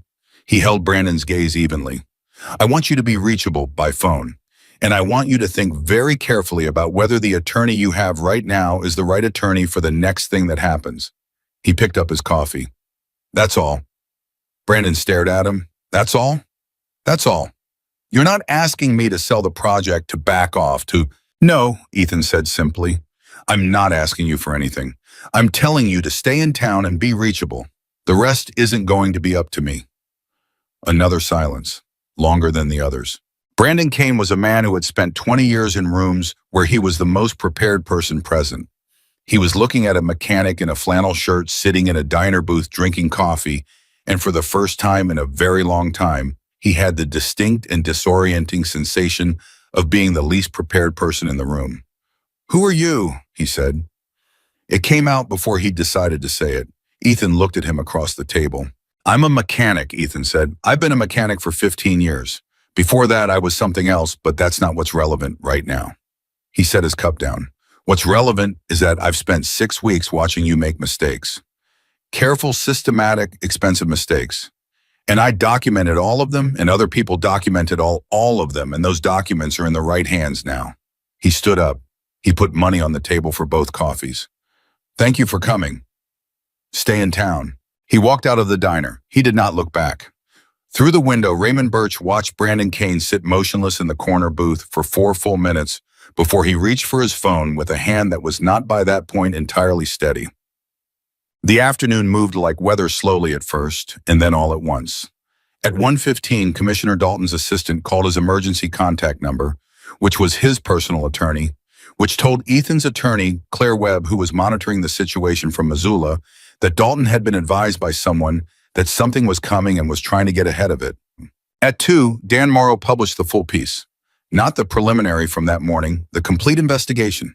6 months of work, 18 sources documentation of the inspection campaign, the Shell, LLC, the pattern across 5 states, the timing of the supplier terminations, all of it laid out in the meticulous and unsparing way that good journalism lays out a thing that is simply true. The piece named names. It included the photograph of the burned panhead. It included a quote from Gary Pendleton, the county inspector who had called Dan Morrow that morning and given a statement that was in Claire Webb's assessment when she read it, the single most legally significant piece of the entire package. The piece hit 60,000 views by 3 in the afternoon. By 3:30, the Helena television affiliate had run Susan Greer's segment, not just the gathering of writers, but the full context, the development scheme, the documented pressure campaign, the burned motorcycle. The segment showed the writers standing in the streets and showed Ethan's shop and showed the burned frame. And Susan Greer's narration was the kind of plain, direct journalism that doesn't editorialize because the facts are editorial enough on their own. Commissioner Dalton's office issued a statement at 4 o'clock saying that the commissioner was reviewing all aspects of his office's interaction with Kane Development Group and had retained independent legal counsel. It was the kind of statement that in Claire Webb's experience meant he's cooperating and he's cooperating fast. At 4:45, one of the 2 FBI agents who'd come from Billings, a woman named Special Agent Renata Cook, who had been doing financial crimes work for 11 years and who had a reputation for being meticulous to the point of intimidation, walked into the Marriott and asked to speak with Brandon Kane in his room. Brandon's personal attorney, who had driven from Denver and arrived in Cutler Creek at 3, was present. He told Agent Cook that his client would not be speaking without a formal process. Agent Cook told him that she understood completely, handed him a card, and left. 20 minutes later, she returned with a second agent and a document that had come through on the federal printer at the Missoula field office. It was not a request for conversation. Ethan heard about the arrest through Raymond, who heard it from Sheriff Hargrove, who called Raymond's cell at 5:43 with the professional courtesy of one law enforcement official to another, which was a thing that would have seemed improbable a week ago, but which the day had made normal. Kane's in custody, Raymond said. He came through the shop's back door and found Ethan at the bench where Ethan had been for the past 2 hours, working on a carburetor, with the steady focus of a man who needs his hands occupied while his mind processes large amounts of information in the background. Ethan set down the tool he was holding. "Dalton," he said, cooperating fully as of about an hour ago. His assistant rolled over too. "The whole email chain is now federal evidence." Ethan nodded slowly. "What about the project?" he said. "Frozen," Raymond said. "Federal hold on all assets associated with Kane Development Group in Montana. Nothing moves until the case resolves." Ethan sat with that for a moment. He looked at the carburetor in his hand.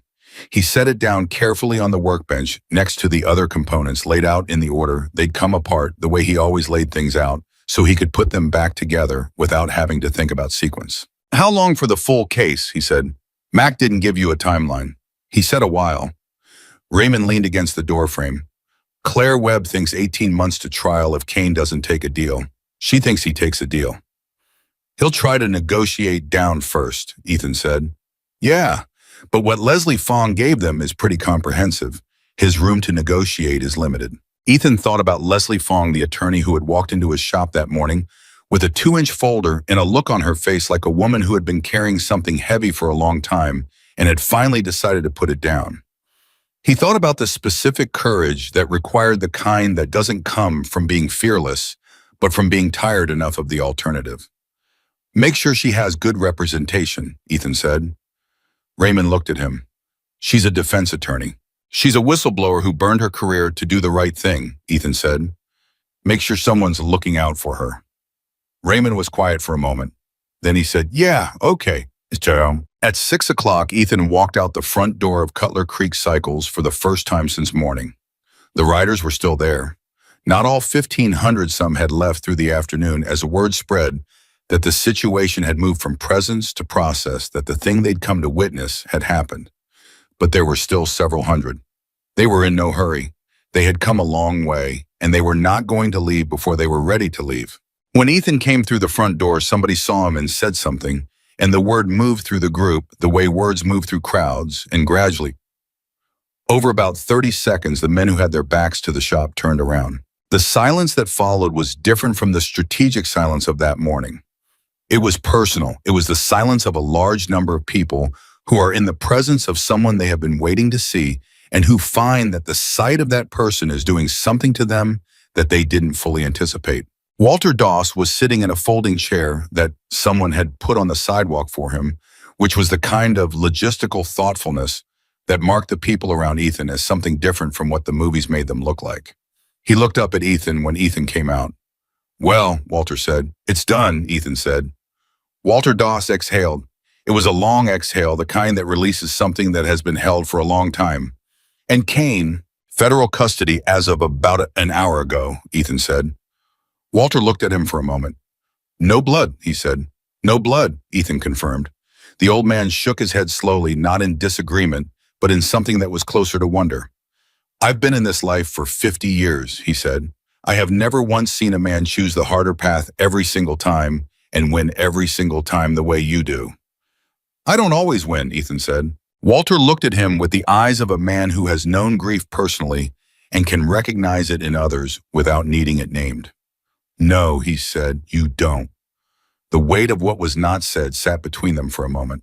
Then Raymond appeared at Ethan's shoulder, and Horatio Cruz and Ellis Ford and the other chapter presidents, and they arranged themselves around Ethan the way they'd arranged themselves the previous night in the shop, with the natural gravity of men who have found their particular position relative to a particular person and don't need to think about it. And then Walter Doss, with the slow deliberateness of a man who is doing something that has weight and wants to give it the proper time, reached into the saddlebag of his bike, which was parked directly in front of the shop. He brought out a leather cut, old. The leather worn soft with decades of use, the patches faded to the particular warmth of things that have been in the sun and the rain and on the road for a very long time. He held it out. Ethan looked at it. He did not move toward it. "Walter," he said. "I know what you're going to say," Walter said. He kept the cut extended patient the way you hold out something to a man you know needs a moment before he can accept it. "I know all the reasons. I've known them for 8 years, and I've respected them for 8 years. His voice was steady and low. "But you protected this town without being asked. You protected it the way you protected everything your whole career, quietly, completely, without leaving a fingerprint of ego on any of it. And the people who love you need to say that out loud." Ethan's jaw was tight. His eyes were doing what eyes do when a person is holding something in that wants very badly to come out. "It's not about the title," Walter continued. "You know that. The title's just leather and thread. What it says is that you belong to something, and that something belongs to you, and that was true when you buried it 8 years ago, and it's true right now." He moved the cut slightly gently, a small insistence. "You can put it on and keep being the man you are. Nobody here is asking you to be anybody else." Ethan stood very still for a long moment. He was thinking in the particular nonlinear way of grief about a winter morning in a cemetery outside Billings, about standing at a grave with these same men around him, fewer of them, all of them younger, and making a silent promise to a woman who was no longer there to receive it. He had promised to be still. He had promised to be quiet. He had promised to stop being the man who always had to be in the middle of every storm. He had kept that promise for 8 years. He thought about what she would say right now, that woman with the dark hair and the wide laugh and the absolute refusal to be sentimental about things that deserve clarity instead. He knew what she would say. He had always known. He just hadn't been ready to hear it. She would say, "There's a difference between peace and hiding. You know which one you've been doing." He reached out and took the cut. He held it for a moment, feeling the weight of it, the actual physical weight, which was considerable leather and metal and decades of meaning, and then he put it on. The sound that came from the people around him was not a cheer.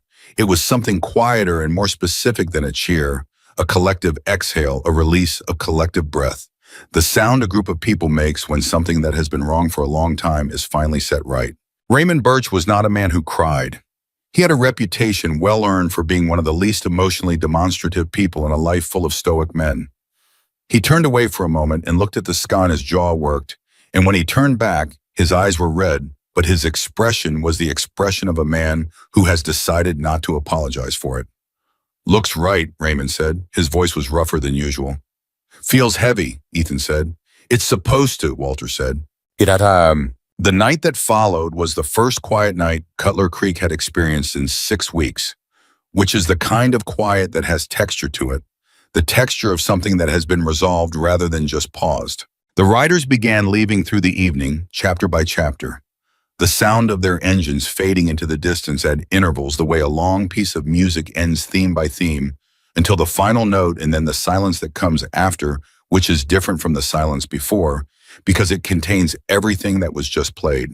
Sheriff Hargrove drove past the shop at 9 and stopped and rolled down his window. Ethan was outside sitting on a stool by the front door with a cup of coffee alone for the first time since morning. "Hell of a day," Hargrove said. "Yeah," Ethan said. "Kane's in federal custody. Dalton's talking. 2 of Dalton's staff are talking. One of Kane's project managers turned over documents this afternoon." Hargrove paused. "Leslie Fong's been granted preliminary whistleblower protection. That came through about an hour ago." Ethan nodded. "You're going to need to give a statement," Hargrove said. "Not tonight, but soon." "I know," Ethan said. Hargrove was quiet for a moment. "I've been the sheriff here for 16 years, he said. "I've seen disputes over property before. I've seen people get pushed around by development money before. I've never seen anything handled the way you handled this." He paused. "I'm not sure I want to know everything about who you used to be, but I'm glad you're here." Ethan looked at him. "Thanks, Gene." Hargrove nodded once and drove on. Ethan sat with his coffee in the quiet and looked at the street where several hundred motorcycles had stood that morning. The street was empty now. Ordinary. The farmers' market would come on Saturday, and families would walk through it and buy vegetables and locally made jam, and the Western Commercial District would remain the Western Commercial District instead of a luxury and entertainment promenade. And the 12 business owners who had already sold would eventually have a complicated relationship with what might have been different if more of them had held on. But that wasn't tonight's accounting. Tonight's accounting was simpler. Marcus came out of the shop behind him. He'd stayed through the whole day working through whatever he could reach without asking questions that weren't his to ask, and now he stood behind Ethan with his jacket on, clearly heading home. He looked at the cut on Ethan's back for a long moment. "I want you to know," Marcus said, "that whatever you were before, whatever that means, it doesn't change anything for me. About the job, about being here." Ethan turned to look at him. "I know that," he said. Marcus nodded. He started to go, then stopped. "The 63, he said. "The panhead. I've been thinking about it all day while I was working." "Yeah, I think we can save the engine," Marcus said. "The cases are solid. The cylinder heads might need to go out to a specialist, but the cases are solid. Frame's going to take 6 months minimum, but it's structural. It'll hold." He paused. "I think we can bring it back." Ethan looked at him for a moment. Something in his expression shifted, not dramatically, not in a way that would register in a room full of strangers, but Marcus had worked beside this man for 8 years, and he saw it clearly. A door somewhere opening a crack toward the light. "Yeah," Ethan said. "I know we can." Marcus went home. Ethan sat alone with his coffee in the quiet street and the weight of the cut on his shoulders, which was real and present, and not as heavy as it had been 8 years ago, or maybe it was the same weight, and he was simply finally ready to carry it. He reached into his pocket and turned the lighter over in his hand once. The winged skull worn smooth on the edges. He held it for a moment. Then he put it back and finished his coffee and went inside to lock up because tomorrow was a work day and the Henderson transmission had been waiting long enough. The Henderson transmission got finished on Tuesday morning, which meant life in Cutler Creek Cycles was already doing the thing that Ethan Walker had always counted on it to do, moving forward one job at a time, the next task waiting exactly where the last one left off. Marcus arrived at 7 to find Ethan already under the Henderson bike and the coffee already made, which was how most mornings ran in that shop, and he hung up his jacket and poured his cup and got to work without ceremony. Tyler came in at 7:30. The three of them moved through the morning in the familiar rhythm of a functioning shop, and if the burned panhead frame on the center lift was a constant presence in the peripheral vision of all three of them, none of them mentioned it before 9. It was Tyler who broke first. He was 19 years old and had been apprenticing with Ethan for 11 months and had grown up in Cutler Creek and had watched the previous day's events from the farmer's market parking lot with the stunned attention of someone experiencing something they have no existing framework for, and he had been sitting with his questions since Monday morning. "Mr. Walker," Tyler said. Ethan was at the bench. "Yeah, yesterday." Tyler paused, trying to organize it. "All those guys, they came from how far did some of them come?" "Oregon ran about 9 hours," Ethan said without looking up from the component he was calibrating. "Nevada was further. And they came because someone burned your bike." Ethan set down the tool and looked at Tyler. He considered the question seriously the way he considered everything, giving it the full weight it deserved rather than a convenient answer. "They came," Ethan said, "because of what the bike represented. Not the bike itself, what it meant that somebody burned it and expected me to disappear." He paused. "There are things you do in your life that you don't get paid for and nobody writes down and nobody necessarily knows about, and those things have a way of accumulating somewhere. They don't disappear. They just wait." He picked up the tool again. "That's what showed up on Monday. Everything that was owed and never collected." Tyler sat with that for a moment. "Were you scared?" he said.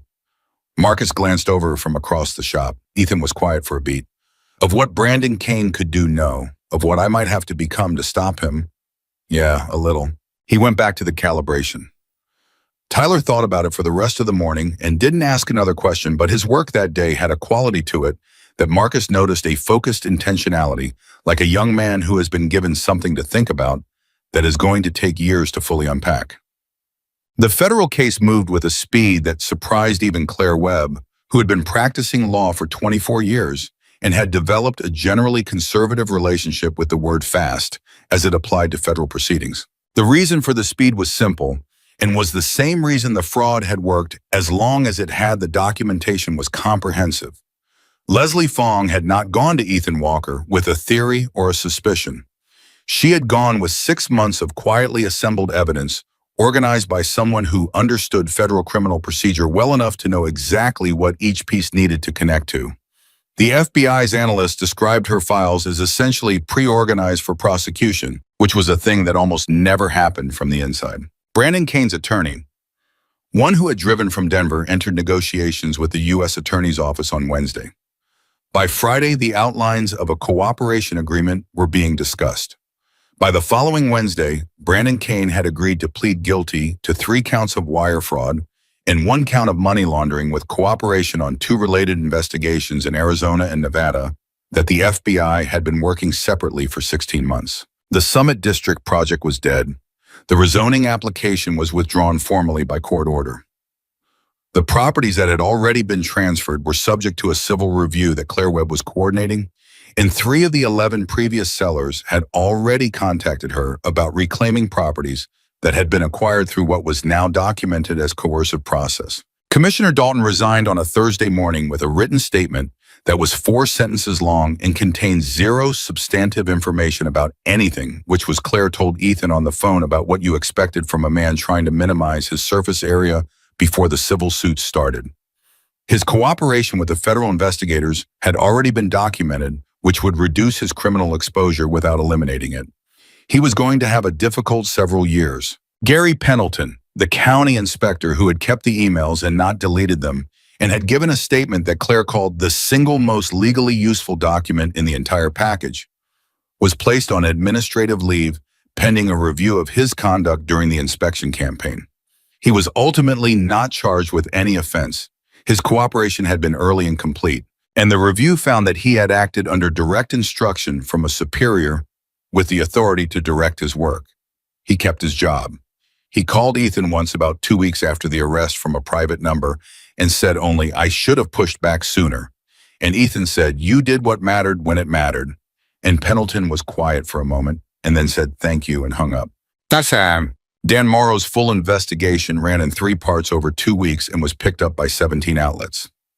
The second part, which focused on the pattern across 5 states, the specific methodology Brandon Kane had used to identify vulnerable communities, cultivate local officials, and apply systematic pressure to individual holdouts, was the piece that moved the needle nationally. It generated congressional inquiries in 2 states and was referenced in a Senate subcommittee hearing on predatory commercial development practices. Dan called Ethan after the Senate reference. "You know your story is being read into the federal record," Dan said. "I heard," Ethan said. He was in the shop. He had the panhead frame on a new jig he'd built specifically for the restoration, and he was doing the careful preliminary work of assessing every inch of the original steel for structural integrity before he committed to which sections needed to be replaced. It was slow work. He was not in a hurry. "How do you feel about that?" Dan said. Ethan considered it. "I feel like the story did what a story's supposed to do," he said. "You told the truth about something and people who needed to hear it heard it. That's all you can ask." Dan was quiet for a moment. "I've been doing this work for 7 years," he said. "This is the first story I've done where the person at the center of it was less interested in being the story than in making sure the right thing happened." "The right thing happening is the story," Ethan said. "I'm just the mechanic." Dan laughed. It was the kind of laugh that acknowledged something. "Yeah," he said. "You keep saying that." The first veteran showed up on a Friday morning 6 weeks after the arrest. His name was Cole Draper.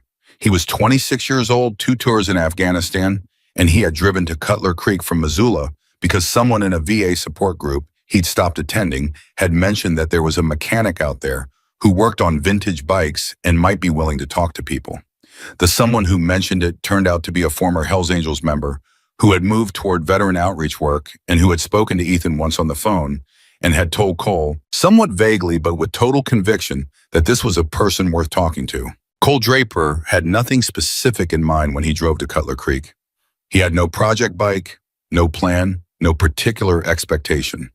He was 26 and couldn't hold a job for more than 3 months and slept badly and had stopped calling his mother back because he didn't know what to say to her. He came through the front door of the shop and stood just inside it looking around, and Ethan was at the bench and Marcus was across the shop and Tyler was in the back, and Ethan looked up and looked at Cole for one moment with the particular attention he gave to everything, complete, unhurried, without judgment, and said, "Help you with something." Cole said, "I don't know, maybe." He paused. "Someone told me you might, I don't know. Talk." Ethan put down his tool. "Coffee's made," he said. "Come on back." Cole Draper stayed for 4 hours that first day. He didn't work on anything. He sat on a stool in the back of the shop and drank 2 cups of coffee and watched Ethan work and talked in the disjointed, non-linear way of someone who has been keeping things inside long enough that when they start coming out, they don't come out in order.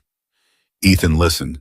He asked questions, sometimes practical, specific questions, the kind that anchor a person to concrete detail when the abstract is becoming overwhelming. He didn't offer solutions. He didn't reframe anything. He just stayed present the way the best mechanics stay present with a problem, willing to look at it directly without flinching. When Cole left, he shook Ethan's hand and said he might come back. Ethan said the door was open. Cole came back the following Thursday. The Thursday after that, Ethan handed him a set of tools and a ruined carburetor and said, "Take that apart and tell me what you see." It was the beginning of something that neither of them had a name for yet. By the time the first snow came in October, there were 4 young veterans coming to the shop on varying schedules. Cole Draper had become something like a full-time presence, not officially employed, not yet, but there in the mornings with increasing consistency, his hands steadier than they'd been in September, his attention span lengthening in the way that focused work lengthens it.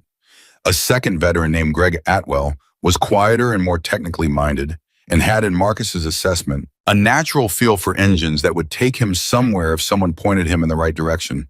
The other 2 came and went more unpredictably, but they came. Marcus watched this develop through September and into October with a careful attention that he didn't fully articulate to Ethan until a rainy Wednesday morning when they were alone in the shop and both had coffee and a natural pause opened up in the work. "You did this on purpose," Marcus said. Ethan looked at him.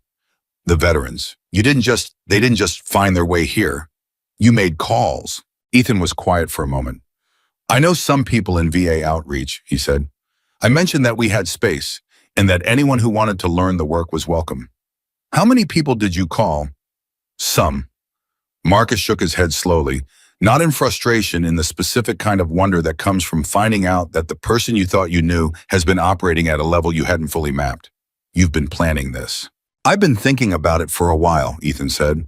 These guys come back from over there, and nobody knows what to do with them, and they don't know what to do with themselves, and the worst thing that can happen is they end up with too much time and not enough purpose.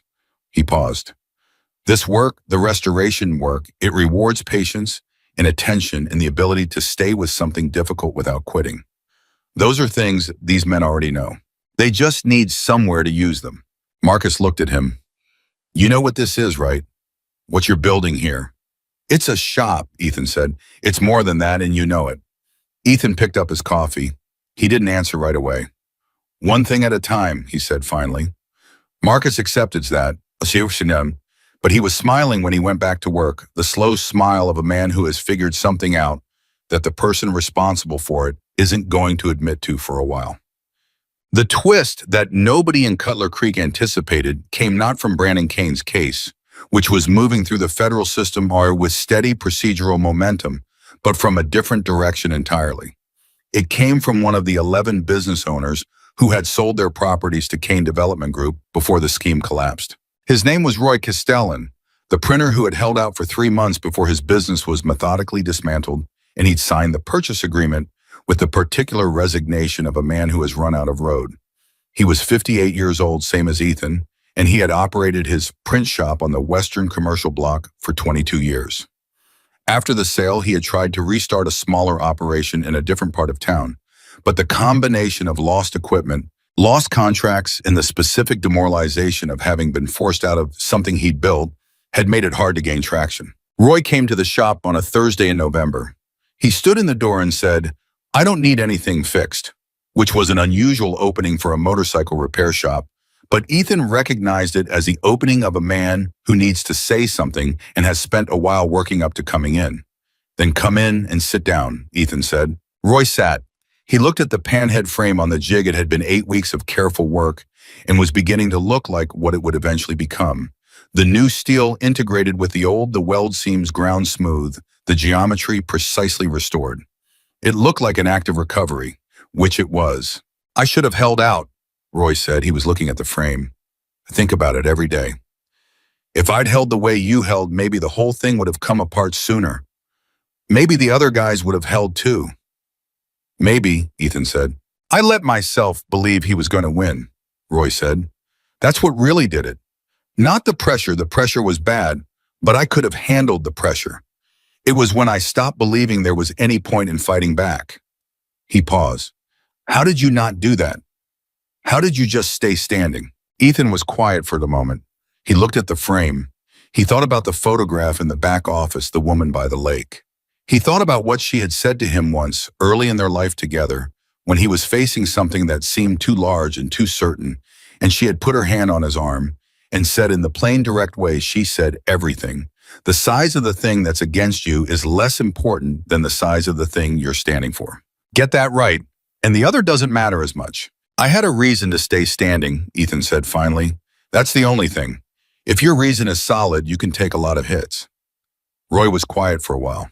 "I want to know," Roy said, "if there's anything I can do now for the civil case, for whatever's still moving. Claire Webb said the civil review might recover some properties, but mine I signed everything clean. It's complicated." He looked at Ethan. "I want to do something. I feel like I need to do something." Ethan looked at him steadily. "Claire needs people to give statements about the coercive process," he said. "Even the ones who signed, especially the ones who signed.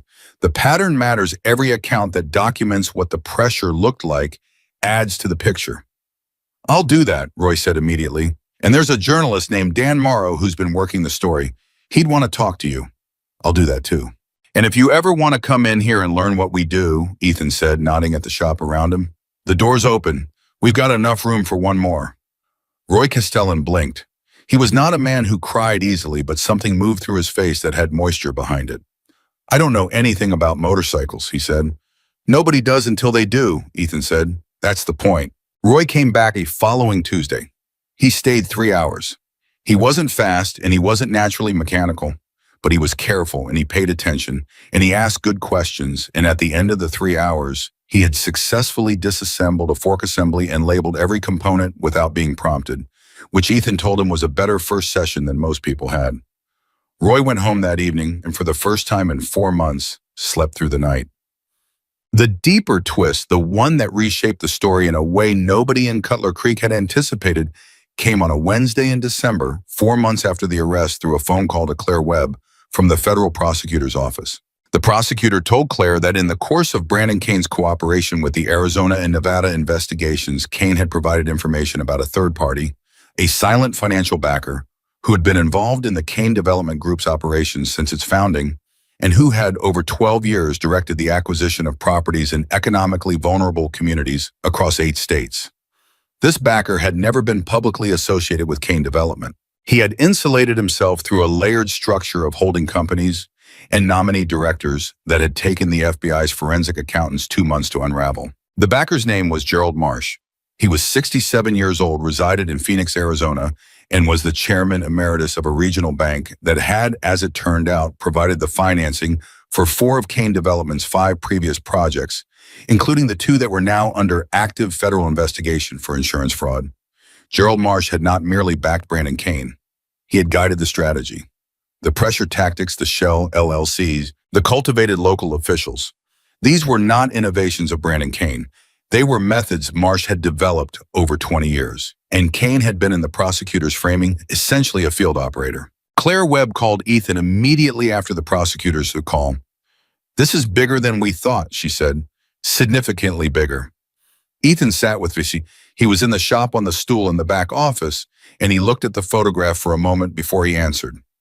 "Is Leslie Fong protected from the Marsh connection?" he said.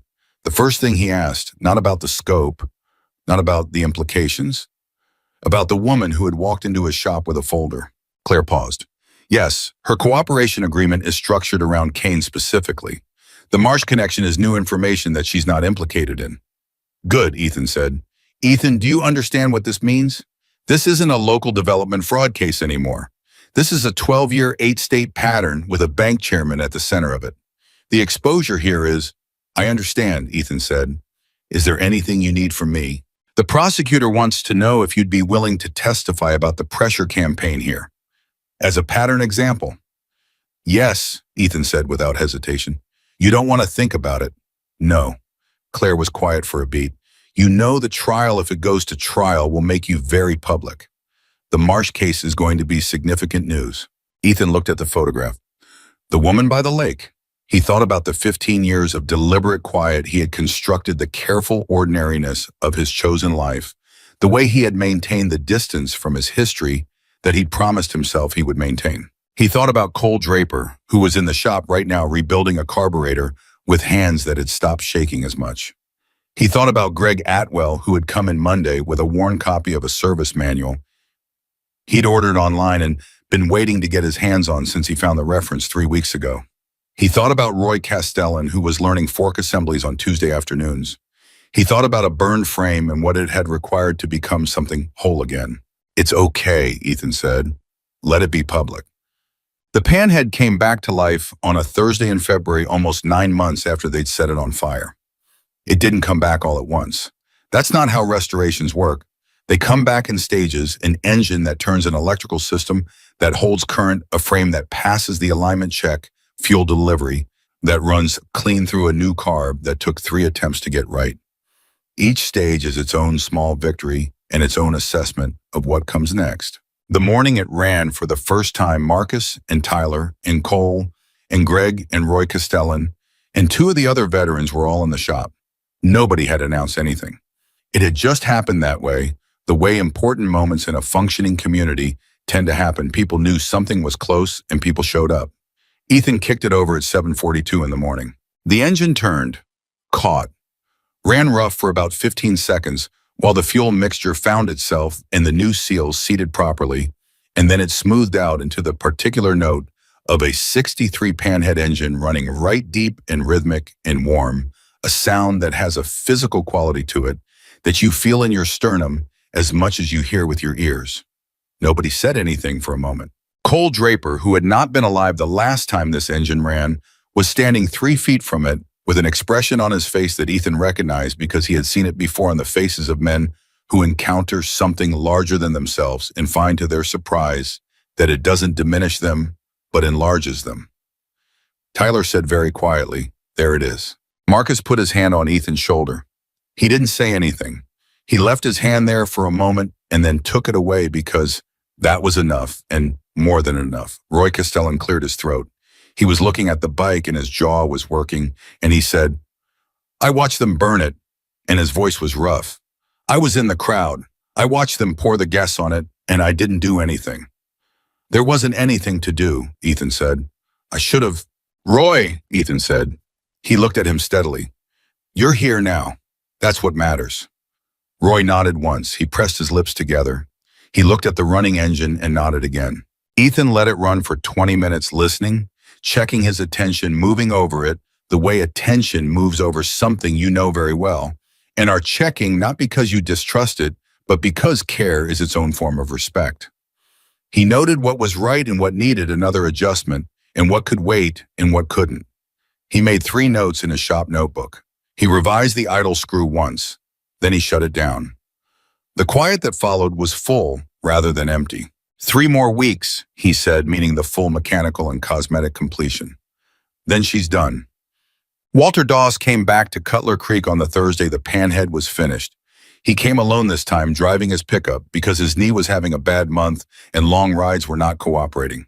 He pulled into the shop lot at noon and came through the front door with the deliberate ease of a man who has been to a lot of places and knows that the way you enter a room says something about whether you've earned the right to be in it.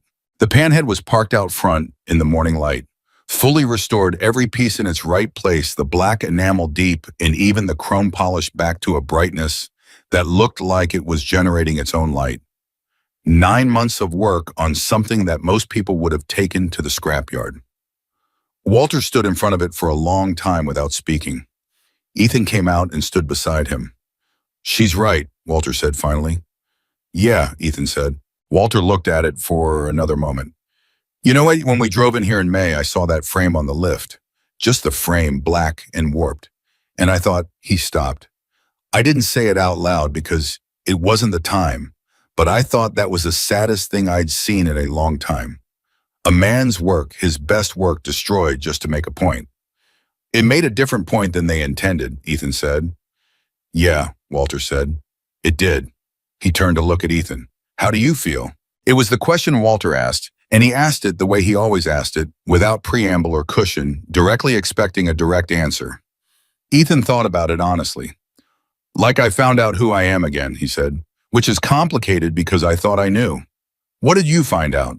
"That the quiet I've been keeping wasn't peace," Ethan said. "It was just distance between me and everything that I was before she died."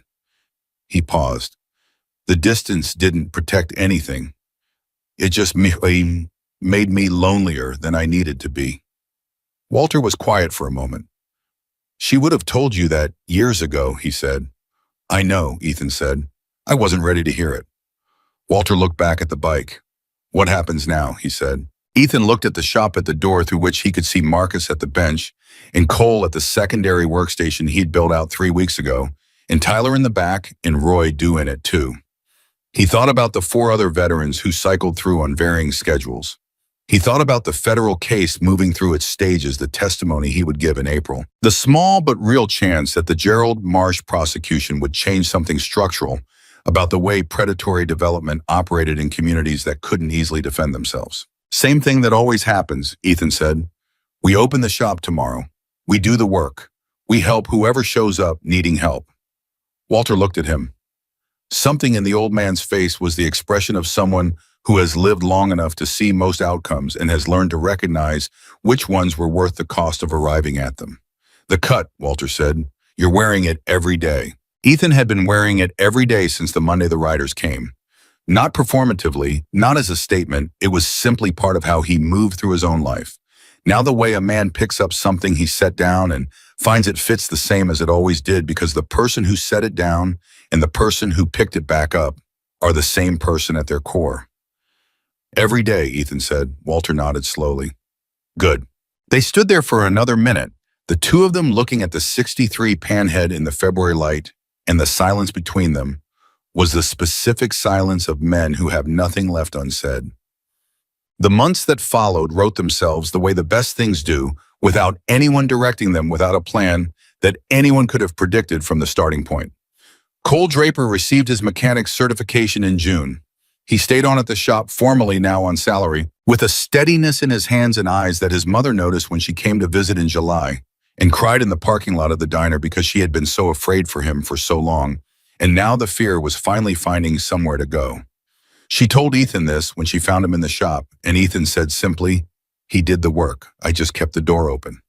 She cried again at that, and Ethan brought her a paper towel from the shop and let her collect herself without rushing her. Greg Atwell took a job at a restoration shop in Missoula, but came back to Cutler Creek on most Saturdays because, as he said, the shop had a quality to it that he needed regular access to and couldn't fully explain. Ethan said he was welcome as long as he showed up. Roy Castellan rebuilt his print operation in a new space on the eastern side of town. His first client when he reopened was Cutler Creek Cycle's shop cards and invoices and the small branded items that a business uses to present itself. He did the work at cost, and Ethan paid full rate anyway, and neither of them made a thing of it. The federal case against Gerald Marsh was indicted in August, 14 counts, the largest predatory development fraud prosecution in the Ninth Circuit in a decade. Leslie Fong testified for the prosecution. Brandon Kane testified for the prosecution. Ethan testified for 3 hours on a Tuesday in September and walked out of the federal courthouse in Missoula into a clear afternoon and drove back to Cutler Creek and opened the shop the next morning, because that was what you did. Dan Morrow won a National Journalism Award for the investigation. He mentioned Ethan in his acceptance speech. Ethan did not attend. He was at the shop. He was working. Duh. It was Tyler who put it into words finally on a late September afternoon when the air had the particular sharpness of Montana fall, and the mountains had gone gold above the tree line, and the shop had 4 bikes in various stages of completion, and everything was running the way things run when they have found their proper rhythm. Tyler was 20 years old now, and growing into himself in the visible, season-by-season way of young men who have found work that demands something real from them. He was wiping down the panhead. Ethan had started rolling it out front again on weekday mornings the way he used to, because some things return to what they are supposed to be, and you should let them, and he was being careful about it the way you're careful with something that earned its history. "Mr. Walker," he said. "Yeah. That bike," Tyler said, "after everything that happened to it. You could have bought a new one. You had the money. You could have had a clean bike with no history." "I could have," Ethan agreed. "Why didn't you?" Ethan came out from the back and stood next to Tyler and looked at the panhead for a moment. "Because broken things," he said, "remind us what surviving looks like." He ran one hand along the tank briefly, the way you touch something you know well. "A new bike doesn't have a story. This bike has a story. Everyone who looks at it and knows what happened to it knows something true about what it means to stay standing when staying standing costs you something." He looked at Tyler. "That's worth more than clean metal." Tyler looked at the bike for a long time. "Okay," he said quietly. "Yeah." He went back to wiping it down with the same care and maybe more. Outside on the road that ran through the western commercial district of Cutler Creek, a motorcycle slowed as it passed the shop. The rider saw the panhead out front and saw the shop and saw the sign and took it all in. He didn't stop, but he slowed all the way down, and as he passed, he raised one hand, not a wave exactly, not a salute exactly, something in between, something older than both. Ethan saw it through the window. He didn't go to the door. He just watched the rider pass, unhurried, steady, the way everything moved in and out of Cutler Creek these days, with the knowledge that the town was what it was and had earned what it was and would hold. He went back to work. The panhead sat in front of the shop in the September light, rebuilt from its own burned frame, carrying every scar and every repaired seam and every hour of patient labor that had brought it back, and it was more itself now than it had ever been when it was new, because new things have only their promise, and this machine had its proof. Ethan Walker had spent a lifetime protecting people who could never repay him, and in the end, the only thing that had ever needed protecting was the simple right to do exactly that, to open a shop, to do honest work, to help whoever came through the door, to hold the line when the line needed holding, and to understand that the greatest power a man can carry is the one he chooses every single day not to use.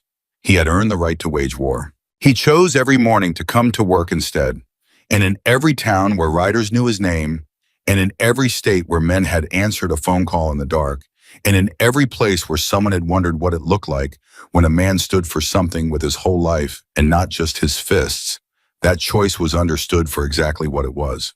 Not weakness, not retreat. The hardest and most complete form of strength that exists, the kind that knows what it can do and decides what it should.